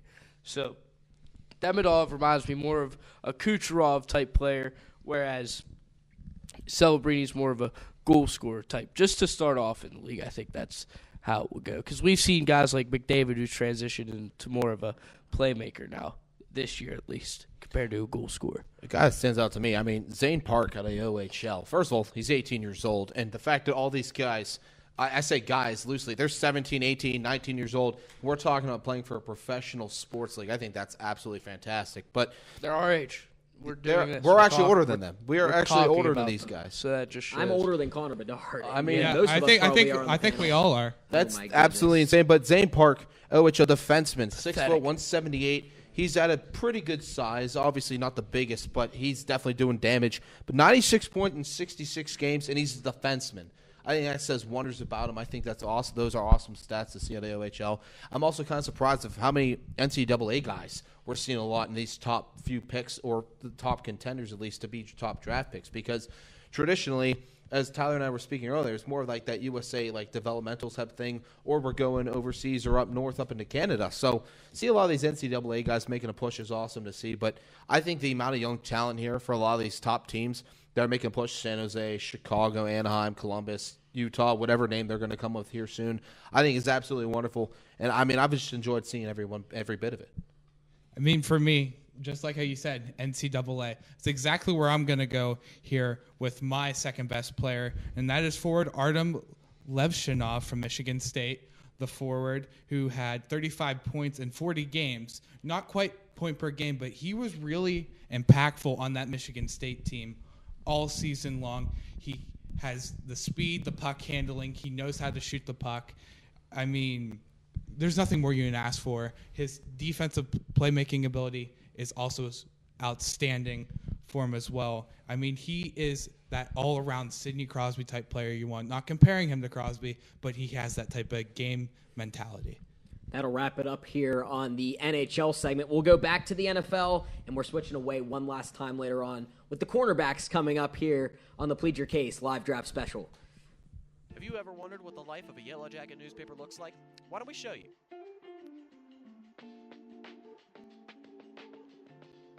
Straight from the printing press to our editor's desk into the newsstands, you can pick up your own copy of the Yellow Jacket newspaper in Buell Hall, the Stover Campus Center, or any of our other newsstand locations on campus.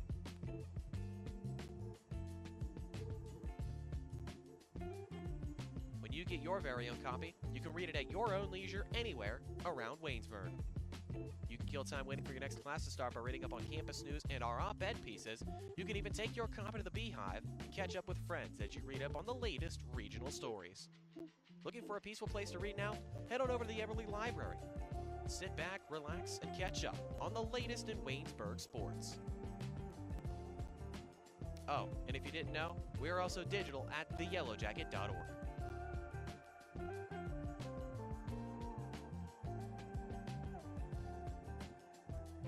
We're winding down here on the Plead Your Case live draft special, but we still have 4 segments to go. I'm joined by Logan Lepiscopo, Joey Cirillo, and Brett Gambita, a.k.a. Gambita Island, to talk about the corners.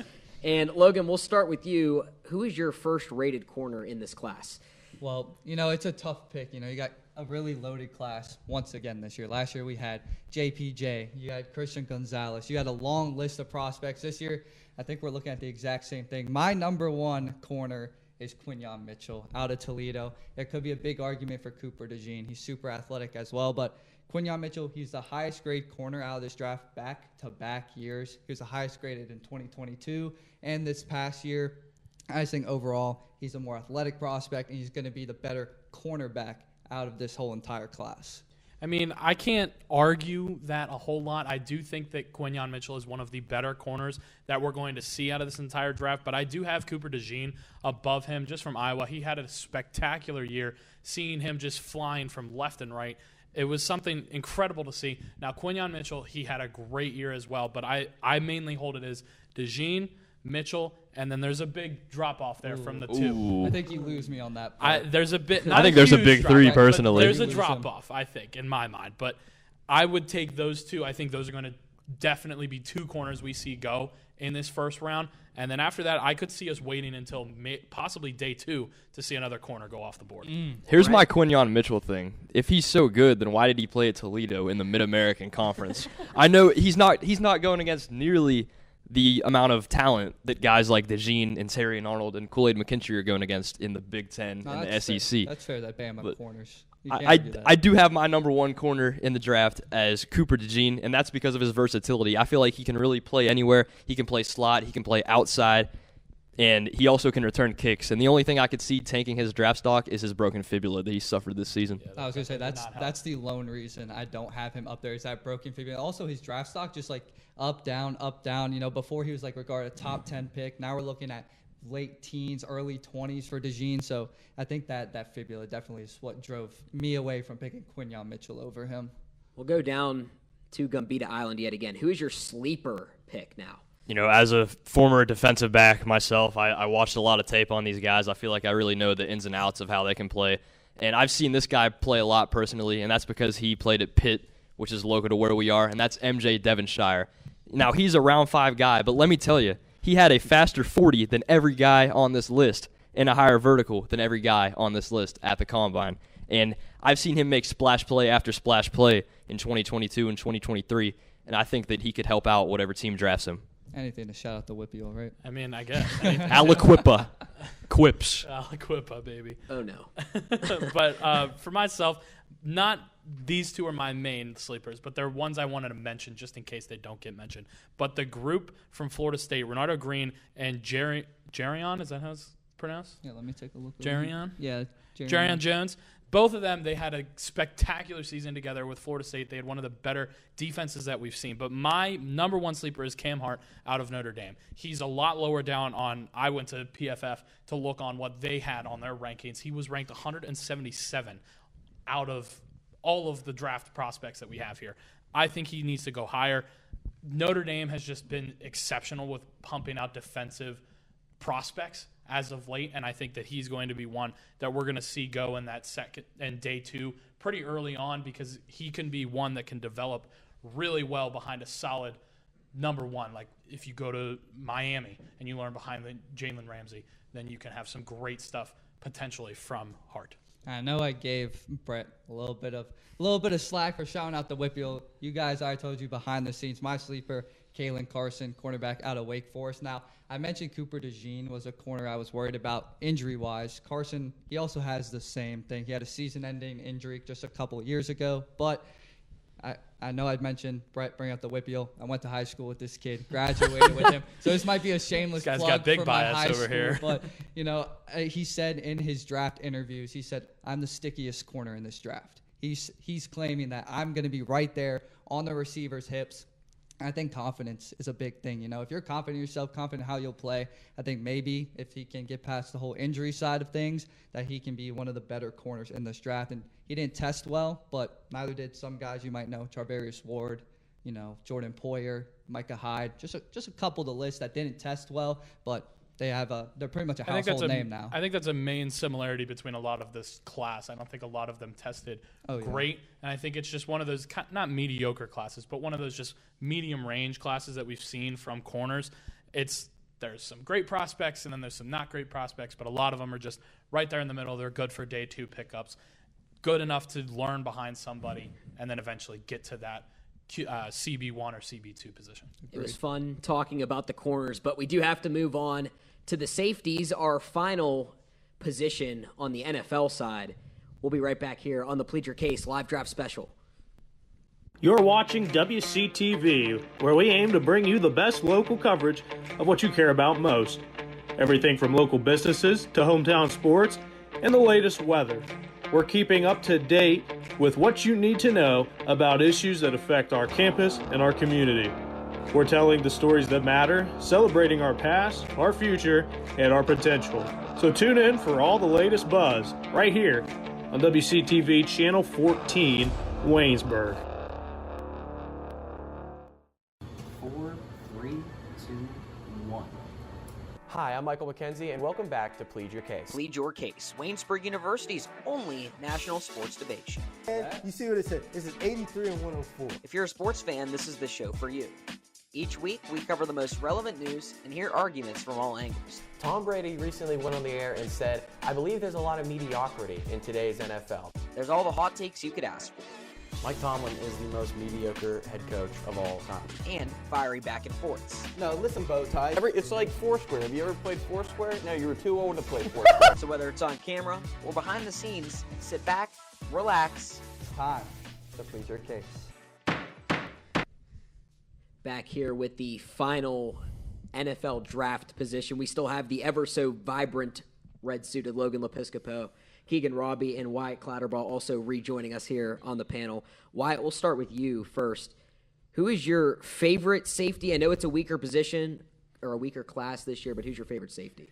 Yeah, for my favorite safety, he got mentioned in the cornerback segment. I'm going with Cooper DeJean from Iowa, 6 foot, 203. Guy's very versatile, can play both safety and corner. I got him projected going to the Eagles. I think he fits their system really well. He reminds me a lot. I know he's not as big, but he reminds me a lot of Isaiah Simmons because Clemson kind of moved Isaiah Simmons around. Kind of gives me that vibe of where you could put him in the slot, you could put him at regular corner, you could put him at free safety or strong safety. So I think he's a guy that's very versatile, and I think we'll see him go either, if he doesn't go in the higher rounds, very lower in the first round.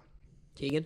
Yeah, I'm a big fan of Tyler Nubin. I mean, I feel like that's the best. Can't go wrong. Yeah, it's the best overall one in the draft this year. Minnesota guy, Big Ten guy, so you got to love him. You got to represent. I think he's really good at reading a quarterback. Sometimes that works not in his favor, though. He's sometimes too early to jump on the play. He's big on missing tackles, so that's kind of a downside of him. And his extra year of college didn't really help. He was projected to go late first, early second round last year as well, and kind of moving in, decided to go back to college. He's the same exact way. So it didn't really help him at all. I feel like he just kind of underdeveloped for what they were expecting him to do this year.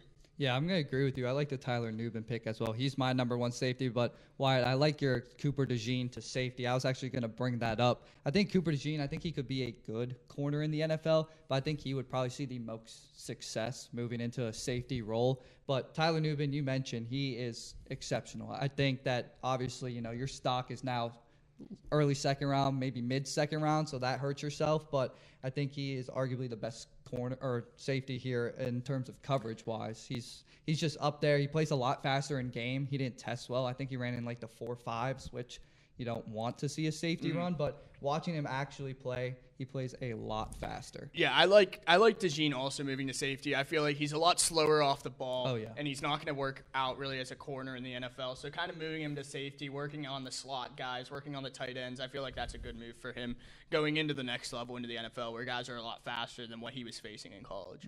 Why, is there a guy you're higher on than maybe most people are? I'm going to go, and I know he's on a little bit of the smaller side, but give me Javon Bullard from Georgia, the 5'11", 180-pound safety guy. I saw him play in the national championship. He was locking up guys like Jackson Smith and Jigma, Marvin Harrison a couple times. Guy can play all over the place. He's a ball hawk. I like him in the later first round, early second round. Yeah, I'm big on Evan Williams from Oregon. Not a huge name in the draft this year. I mean, really, what safeties are huge in the draft this year?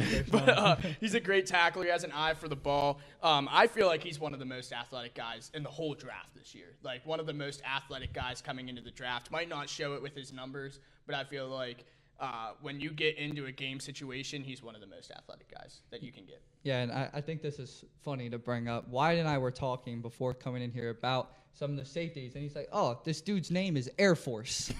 He was reading the wrong line. The kid's name is Trey Taylor. He's the one I'm really high on. And I think it's just funny that happened before we came on here. Trey Air Force. He actually so happened to be my sleeper pick. I just think, athletically wise, he's only 6 foot, doesn't weigh a ton, but he tested very well. He had a 22 bench reps, and by the way, that's 225, 22 times for people that don't know that, as a safety. So I think that's very impressive for himself. Great agility testing as well. He's someone I'm definitely higher up on. He probably won't be picked till day 3, but I think he could work into a role, maybe more of a depth guy on the depth chart. Maybe he works his way into like a second, third string role, but I just think his athleticism alone is going to be able to carry him a little bit higher up. Yeah, we talked about Bullard also. I'm a big fan of Bullard as well. Before we got on, and I think I told you, I don't think he's going to work into a safety really to start out his career. I think he'll be a nickel. I think he'll kind of work his way in the backup position. He'll take a few reps here and there, but I think he's going to be a dog on special teams. Like, I think he's going to get after the ball on, say, punt or kickoff. I think he'll be good on special teams. He'll be a special teams player for a few years. Wyatt, we'll come back down to you real quickly. Is it a lock that a safety gets picked in the first round, do you think? I don't think so. I mean, Cooper DeJean, he is projected to go in the later picks in the first round, but it wouldn't surprise me if he did go in the second round as like the pick 32 or 34. He is very talented, but like Keegan and Logan and I have all said, it's not really a strong safety class. So Cooper DeJean is probably the one that might go in the first, but I would not be surprised if no one did go in the first round and it was just mainly corners.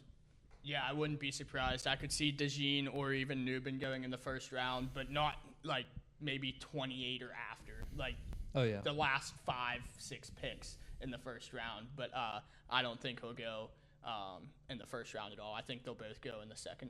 That's what you get with DeJean, though. Like, he's technically classified as a corner coming into the draft, corner, but moved to safety. Yeah, you see a lot of people like offensive line. You'll be like, oh, they played tackle in college, but they're probably going to transition to a guard center role in the NFL. So I think that's DeJean. I agree. I think he definitely goes in the first round. I'd say he's the lock of the safety group if you qualify him as a safety to go in the first round. Nubin, as you said, might slip in there in that 28 to 32 range, but it's going to be tough to see if one of those teams like Baltimore, San Francisco, Kansas City really needs a safety, as a first-round pick.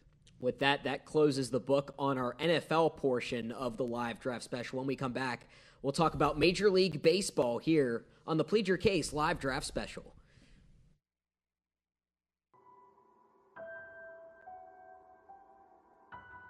Hey, how you doing? Excited to be here.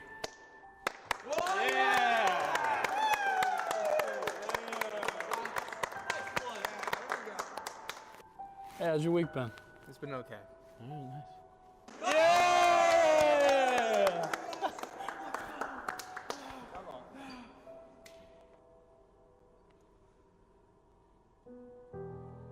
Oh.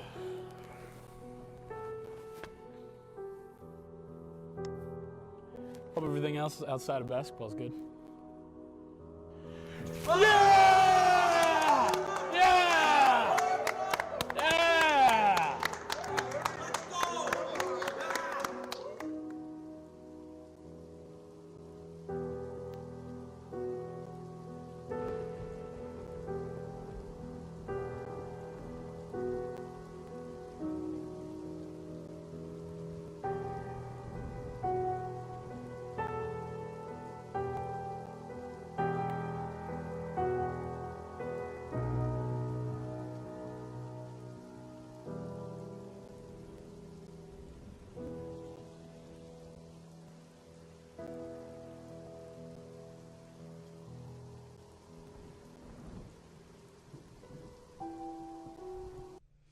back here on the second to last segment on the Plead Your Case live draft special. We're here talking about Major League Baseball with Haley Ryan, Logan R. Blaster, and Meg Berry. Meg, we'll come down to you first. Who is your favorite overall prospect in this year's class? My favorite overall prospect is Jack Caglione. He is absolutely amazing. They're calling him the next Shohei Ohtani, which to already have that type of accolade and comparison as a junior in college, like he's not even done with all 4 years of his NCAA eligibility, and to already have that type of comparison behind your name is insane. He's a left-handed pitcher and he goes both ways. Obviously, we'd have to go both ways if he was compared to Shohei Ohtani, but being a left-handed pitcher already, I just think elevates him beyond 90% of the pitching realm when it comes to the NCAA and coming out of that draft pool. He's not high on the draft list, but for me, I think he's up there. Wow, Caglione might be the best college pitcher and hitter two-way player. I don't know if we can compare anybody yet to Shohei Ohtani. Might be a little bit too early for that. That might be a little bit unfair. But I do enjoy your take on him. But as for me, J.J. Weatherholt from West Virginia University, the Pittsburgh native, is my number one overall pick. This guy has just been absolutely phenomenal and might be the best pure hitter in the class. And there's some scouts calling him the best pure hitter ever. This guy batted .449, .517, .787 slash line last year in college and was the best player in college baseball. So for me, that is the best player and the number one overall pick in this draft.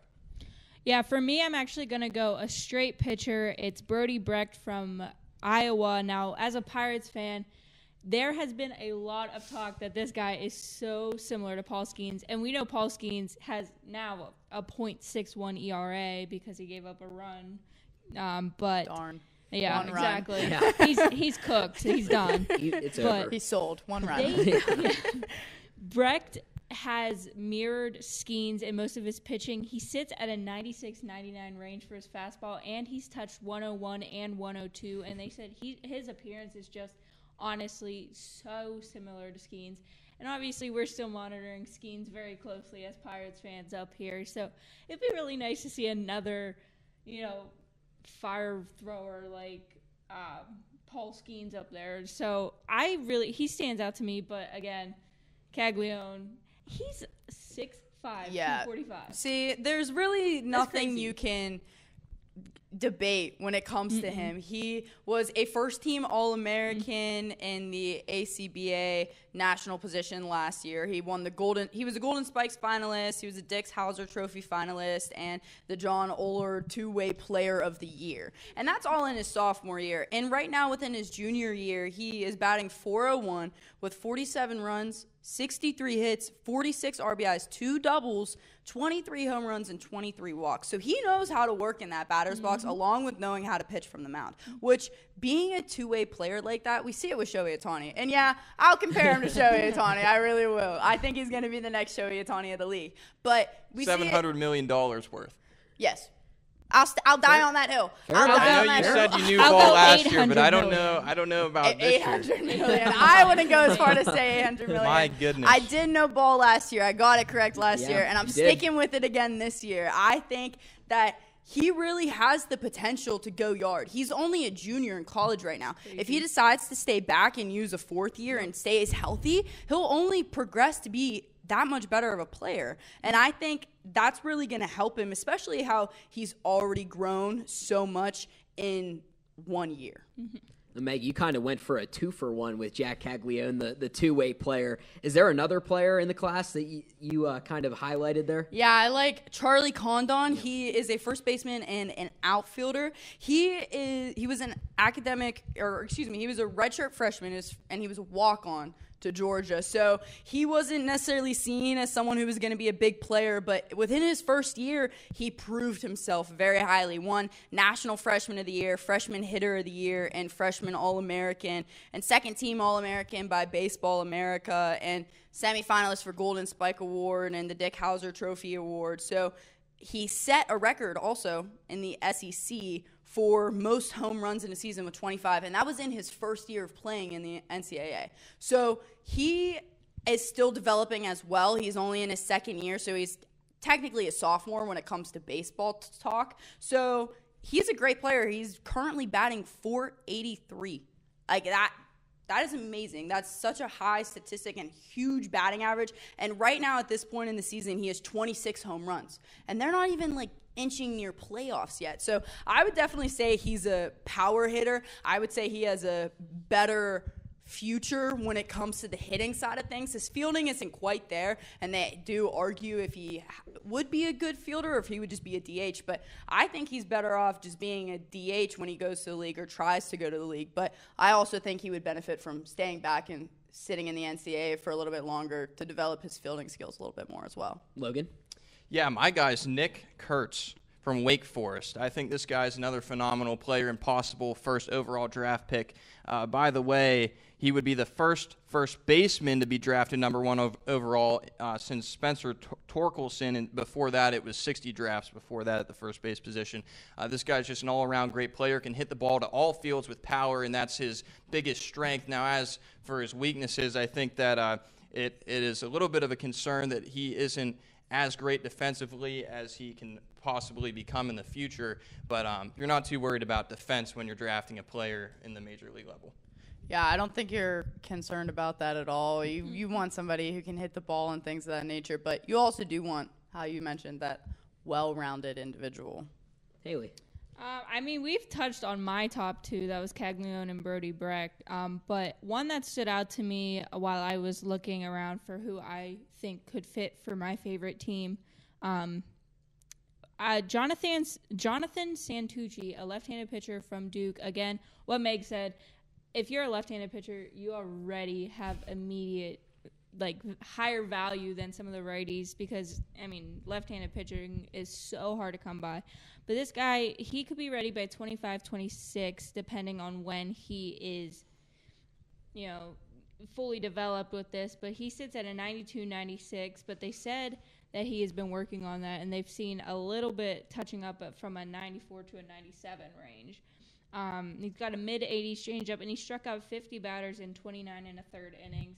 And he is just one of those pitchers. He was lower down in the ranks, still top 30, but I think he could totally be a very big sleeper pick for Logan, whoever let's come takes to you it. first. Who do you want Pittsburgh to get as a big Pirates fan? Yeah, well, I already talked about 2 position players and 2 hitters, and one of them went to Wake Forest. The pitcher that I'm also going to talk about, Josh Hartle, a Wake Forest player, and he has 4 great pitches. His fastball that has a lot of sinking action on it, a changeup that has a lot of late movement. He has a lot of great command on it, a low 80s slider, and also an upper 80s cutter that keeps hitters off balance. And this guy was ranked the number 1 draft prospect at the pitching position coming out of high school in 2021. Now we're here in 2024, and after 2 years in college, he still seems to be, to me, the number 1 pitcher in the draft. And I compare him, and he reminds me of Kyle Freeland of the Rockies. I think he's a soft-throwing lefty with a lot of upside, and maybe could be the 3 or 4 guy in the rotation for a team. I agree. I definitely think pitching is what we need with the Pirates. I'm not going to sit here and say I'm a diehard Pirates fan like Logan and Flip are, but I do love the city and I will root for them, and they are my favorite team. But I would say we need someone like Braden Montgomery to come to the Pirates just because he is that well-rounded athlete. He's good in the field and he's good from the batter's box. And to have both of those perspectives is kind of rare for the Pittsburgh Pirates. You usually have one or the other who's a really good hitter and a really good fielder, but you don't have a mix of both. And it sucks to say that as a fan, but that's just the hard truth of it. So I would definitely go with him just because he is that well-rounded player. And there's arguments going on right now as if he heads into the draft, if he would succeed better as just a DH or both playing in the field and batting. Well, that'll wrap up our focused draft talk here on the Plead Your Case live draft special. But we have one final special all-senior panel with Logan Lepiscopo, Spencer Fratteri, and Tyler Zeman. So don't go anywhere here on the Plead Your Case live draft special. Welcome to the Eberly Library, where you can find out everything about anything on campus. Through the double doors, you'll enter a world of knowledge and academic resources. These include the Knox Learning Center, where the Disability Services Office and testing centers are located, and the Writing Center, where students can work directly with our tutors in order to hone their essay skills and get easy A's. And now, to the print collection, which houses over 75,000 books spanning across all 3 of our floors. And if you're looking for truly a peaceful place to read, we also have the Stover Center for Constitutional Studies, with various nooks and crannies for students to hide away in with a good book. And if you need to print out something for your next class, head on to the 3rd floor at the Eberly Library. You're watching WCTV, where we aim to bring you the best local coverage of what you care about most. Everything from local businesses to hometown sports and the latest weather.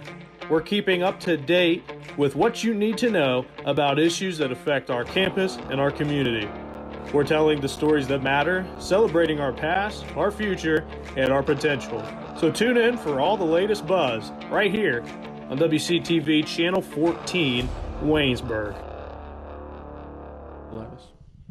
Welcome back to the final segment on the Plead Your Case live draft special. I'm Anthony DeFilippo, joined by 3 seniors, Tyler Zeman, Logan Lepiscopo, and Spencer Fratteri. Logan, I want to throw it to you first because you sat in this very same chair last year as the host, and now you're a senior. What would you like to start things off with here on this final segment? Whoa, You know, this is a lot of power. I'm not even bro. going to start I'm with giving it to you. football right away on this segment. I just want to give a shout out not only to you for producing and hosting this whole thing again. I got my flowers last year. You deserve yours as well. I think you did an excellent job here with this 2+ hour live draft special. And you know, Waynesburg's been great. We've had all a great time here. Unfortunately, we can't have all the seniors up here because, well, there's only room for 4 chairs. Need a bigger desk.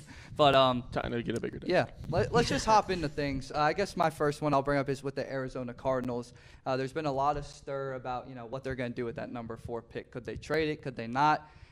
I have 2 different ways they could go with this. My first one that I'll just throw out there, I think they stick with 4. How do you pass on Maserati Marv? Yeah, I just don't think you can. How do you pass on a generational wide receiver? You don't. Then you double down at 27 and draft yourself another wide receiver. Because let's be real, Spencer, can you name me any of the starting receivers on the Cardinals? I don't think I could. I think Tyler? Rondell Moore, maybe. I mean, they got is he on there? gone now. Okay, there you go. That's who I was going to say. That's the only name I can give you is Rondell Moore. I mean, So double down. This wide receiver class, I think, is absolutely stacked out. 27th, you're looking at like a Ladd McConkey. Maybe Brian Thomas Jr. falls that far. I doubt it, but I think they doubled down on wide receivers. I love that, to be honest. I mean, you have the chance to draft Maserati Marv. You kind of have to just grind it out with Kyler Murray and just see if he's going to be able to do it or not with you. And I think he will, especially if you give him a guy with, the potential. There's no roof for Maserati Marv. I think he could do incredible things. So I think you kind of just sit on your quarterback play. You sit on every other position. I love drafting 2 wide receivers because you're right. I could not name you other than Ron. And the only reason I know Rondell Moore is because I had him in fantasy 1 year. So, Rogan's right. I could not name you a wide receiver in that room. So if you double down and draft 2 great wide receivers in a stat class, I think you're in a great spot. Yeah, for me, I think it would take literally a mountain for me if the Cardinals were going to move back. I would need a pile of picks and whatever else would come with that, because if you move back, you open the door for the Chargers. I could not stand seeing Marvin Harrison Jr. on the West Coast in a different color. I'm a Raiders other than fan. red. No, thank you. Like if you're the Cardinals, you need literally everything to move out of there. I think that there's a better chance that the Patriots or Chargers move around them. Those are the 2 teams that may move back. But the Cardinals, you have to stay, because if you move, you just open the door for everybody else. And I want to throw this out here now that I brought up the Cardinals, and I don't want to make this a Cardinals final segment. The Cardinals segment. Here's my plan B for Arizona. Tyler mentioned, getting an absolute haul for this pick. I'm talking draft picks, excellent, players to go on top of it. Theoretically, I've done it every year, thrown a trade out there that I think may hit. This one, I think may hit, and here's why. Might sound crazy. I think the Vikings could potentially trade up. And no, it's not to Justin Jefferson. He's not in the trade. He's untradeable. If Minnesota does that, they're looking at probably the 1st overall pick next year. I think Minnesota realistically could trade up, get J.J. McCarthy. They're in desperate need of a quarterback, unless they ride out with Sam Darnold for a year. I don't think you're looking at that. So I think Minnesota could potentially trade up, have 4 quarterbacks in the first 4 picks of the draft. Maybe. Might sound crazy, but That's what I'm thinking for Arizona. They got 2 roads, either one. I think they're looking pretty okay. Would that be a mistake for Minnesota? I'm going to double down because I said in the quarterback segment, I think Minnesota can stay where they're at and still get their guy. I agree. If you want somebody to put the ball into into the hands of your best player, that is the pocket passer, Michael Penix Jr. Whoa. When you watch the tape of J.J. McCarthy, he's not going to dump it in the bucket. I need a guy who can go out there and make throws consistently. J.J. McCarthy cannot do that. He was hidden in the Michigan offense. Michael Penix Jr. can stand in the pocket. He can deliver it everywhere you want. Sure, there's going to be growing pains. Sure, he's not as mobile, which is kind of one of those wrinkles you need to be an NFL quarterback. But they can figure it out. They have the offensive line right now to protect a rookie quarterback so far. You need somebody to put the ball in the hands, and that's Penix.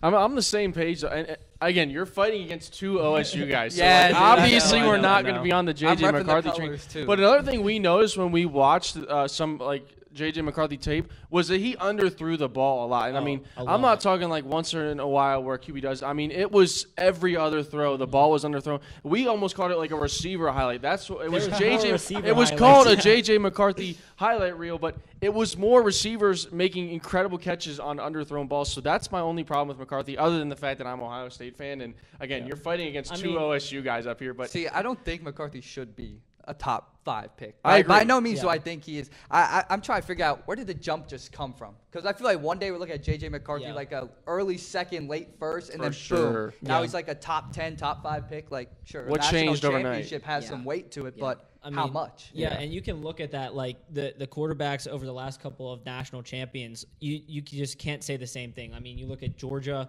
I don't know why I'm blanking right now. Stetson Bennett. Legend. He was great in college football. He did what he had to do. But I think J.J. McCarthy's in the same boat. Granted, he can do damage. He can get out of the pocket. He can work his magic. But when it's, in between the 20s, in the middle of the field, I think that's where you run into the problem of he's not going to consistently give you that because you need Justin Jefferson. He needs to have the ball. There's no question about that. Sure. He needs it. You need somebody who can throw the ball. That's just where I stand on that. And McCarthy, I think he'll be good. He can do damage, like I said. I just think that that inflation of why he's going so early now, I don't understand it. But we'll see. He has the kind of factors to work into his game and then become an NFL quarterback. Yeah. Regardless, I think Minnesota needs to draft a QB because they still need to pay Justin Jefferson. Yeah. I think that's the big thing is, you're going to be – and Amon-Ra St. Brown just got a deal that is making him one of the highest paid, maybe the highest paid annually now. Deserved, I'm not really sure. 100% deserved, but that just shot up the price of what Justin Jefferson is going to be asking that for. happened this morning. So. Yeah, it just happened this morning, the day before the draft. So, you get a rookie QB on a cheap deal. You're able to pay Justin Jefferson his money, keep him with that rookie QB for 4 or 5 years. I just think Sam Darnold's going to serve as that backup role again because whether it's Penix, whether it's McCarthy, whether they make some crazy jump and maybe take like May or Daniels if they get up that high. For the sake of the Vikings, Sam Darnold better be their backup next year. They just got to get a quarterback. They got to kind of play it like the Lakers did back when Kobe wanted to trade. The Lakers forced Kobe to play. They sat on him. They said, you're going to play. And they kind of have to do that with Justin Jefferson. I mean, you're going to have to pay him. Mm-hmm. You don't want to lose the number 1 receiver in the league. I mean, he's number 1 by a pretty decent amount, I think. I mean, Hill's close. But, I mean, any day of the week I'm taking Jefferson. So I think you take a chance on a rookie quarterback, see what they can do. Yeah. And, again, you kind of just got to sit on Justin Jefferson, pay him, make sure he stays, and then you kind of just, like I said, take a chance on McCarthy, Penix, or trade up and try to get one of the better ones. Yeah, I'm paying Sam Darnold to teach my rookie quarterback. Yeah. That's it. That is it. I don't know how much he's going to be able to teach him. But you're teaching him. That's all I care about. Here's how you don't see ghosts. That's what Sam Darnold Exactly. Yeah. Exactly. Zeman and Spencer, do you guys want to add any words to the communication department to the Plead Your Case as a whole? Either of you guys? Yeah, I mean, like Logan kind of reiterated, phenomenal job. I started off with you, and I said, just go out and be you, do you. And, I mean, again, it's been a long night for everyone, but, I mean, every segment has just looked phenomenal. Not just us up here. There's plenty of people behind the scenes. Will Wilson's directed the whole thing. I mean, there's other seniors back there. Again, we couldn't fit on. There's cameraman, sophomores, freshmen. I mean, it's been a kind of a fun thing to do these past 4 years. I know, we do TV shows every week, productions, but I think one of the best things my 4 years is this night, every night, the 2-hour, you're live, you're up on here with the guys. And last year we saw Jeremiah, Carter, and Joe get up here with Logan, and I sent you had sent out a form, and I was like, you know what, we got to do that again. We got to get the seniors up here. I wish we could have gotten them all up here, but I mean, it's been a blast. So. Yeah, first and foremost, shout out you because, you again, another good product for the live draft special. Being able to come up here and talk football, I think, is probably our favorite thing to do. So, again, all credit goes to you, and you've done a great job this year with Plead Your Case. But, again, just shout out to everybody. With us only having a week and a half now, it's starting to get really real. It feels weird sometimes. Yeah. Logan and I were talking about that. Like sometimes I was like, I think it was like his last production. I was like, dude, this is kind of weird. Yeah. Like, I don't know what to think. Like, Yeah, but shout out to all the people because really it's everybody behind the scenes and all of us up here. We get to share these great memories and everybody's made it special in their own way. So I just want to thank everybody who's done hard work for the department and I'm excited to see what you guys do these next upcoming years because you guys got a lot of potential. Logan, any final words? No, just to piggyback off of that, I think we have a great, we got a great sophomore class with you and everybody else flip. We got a great freshman class that just came in. Meg's the only will be senior next year that will at least sit up here. So, the Meg Berry segment next year. The Meg Berry segment. It's just going to be her. just her up here. No, but I think that hopefully the incoming freshman class is going to be just as good as the past two that have come through here. So thankful for all of you that have been able to, help us out, support us, because ideally 6 seniors can't get everything done themselves. So great job again tonight, and really appreciate it. We've been live on the air for more than 2 hours, and I am absolutely honored to have led this great group of men, women, and young people looking to break into the industry as we head forward here on Plead Your Case. I've been Anthony DeFilippo. I want to say a special thank you to, of course, the 3 guys on the panel with me, Tyler Zeman, Logan Lepiscopo, and Spencer Fratteri, but also all the people in the back. Will Wilson, like they mentioned, directed the last 2+ hours of content. Gina Reeves was my graphics girl today, and Josh Klingon working audio. Shout out to all of the people that made this possible here on WCTV. Next year, it'll be Logan Arblaster leading the show, so you won't be seeing me in this position next year. But for all of us here on Plead Your Case and for the live draft special, that'll do it. Have a great night, everybody.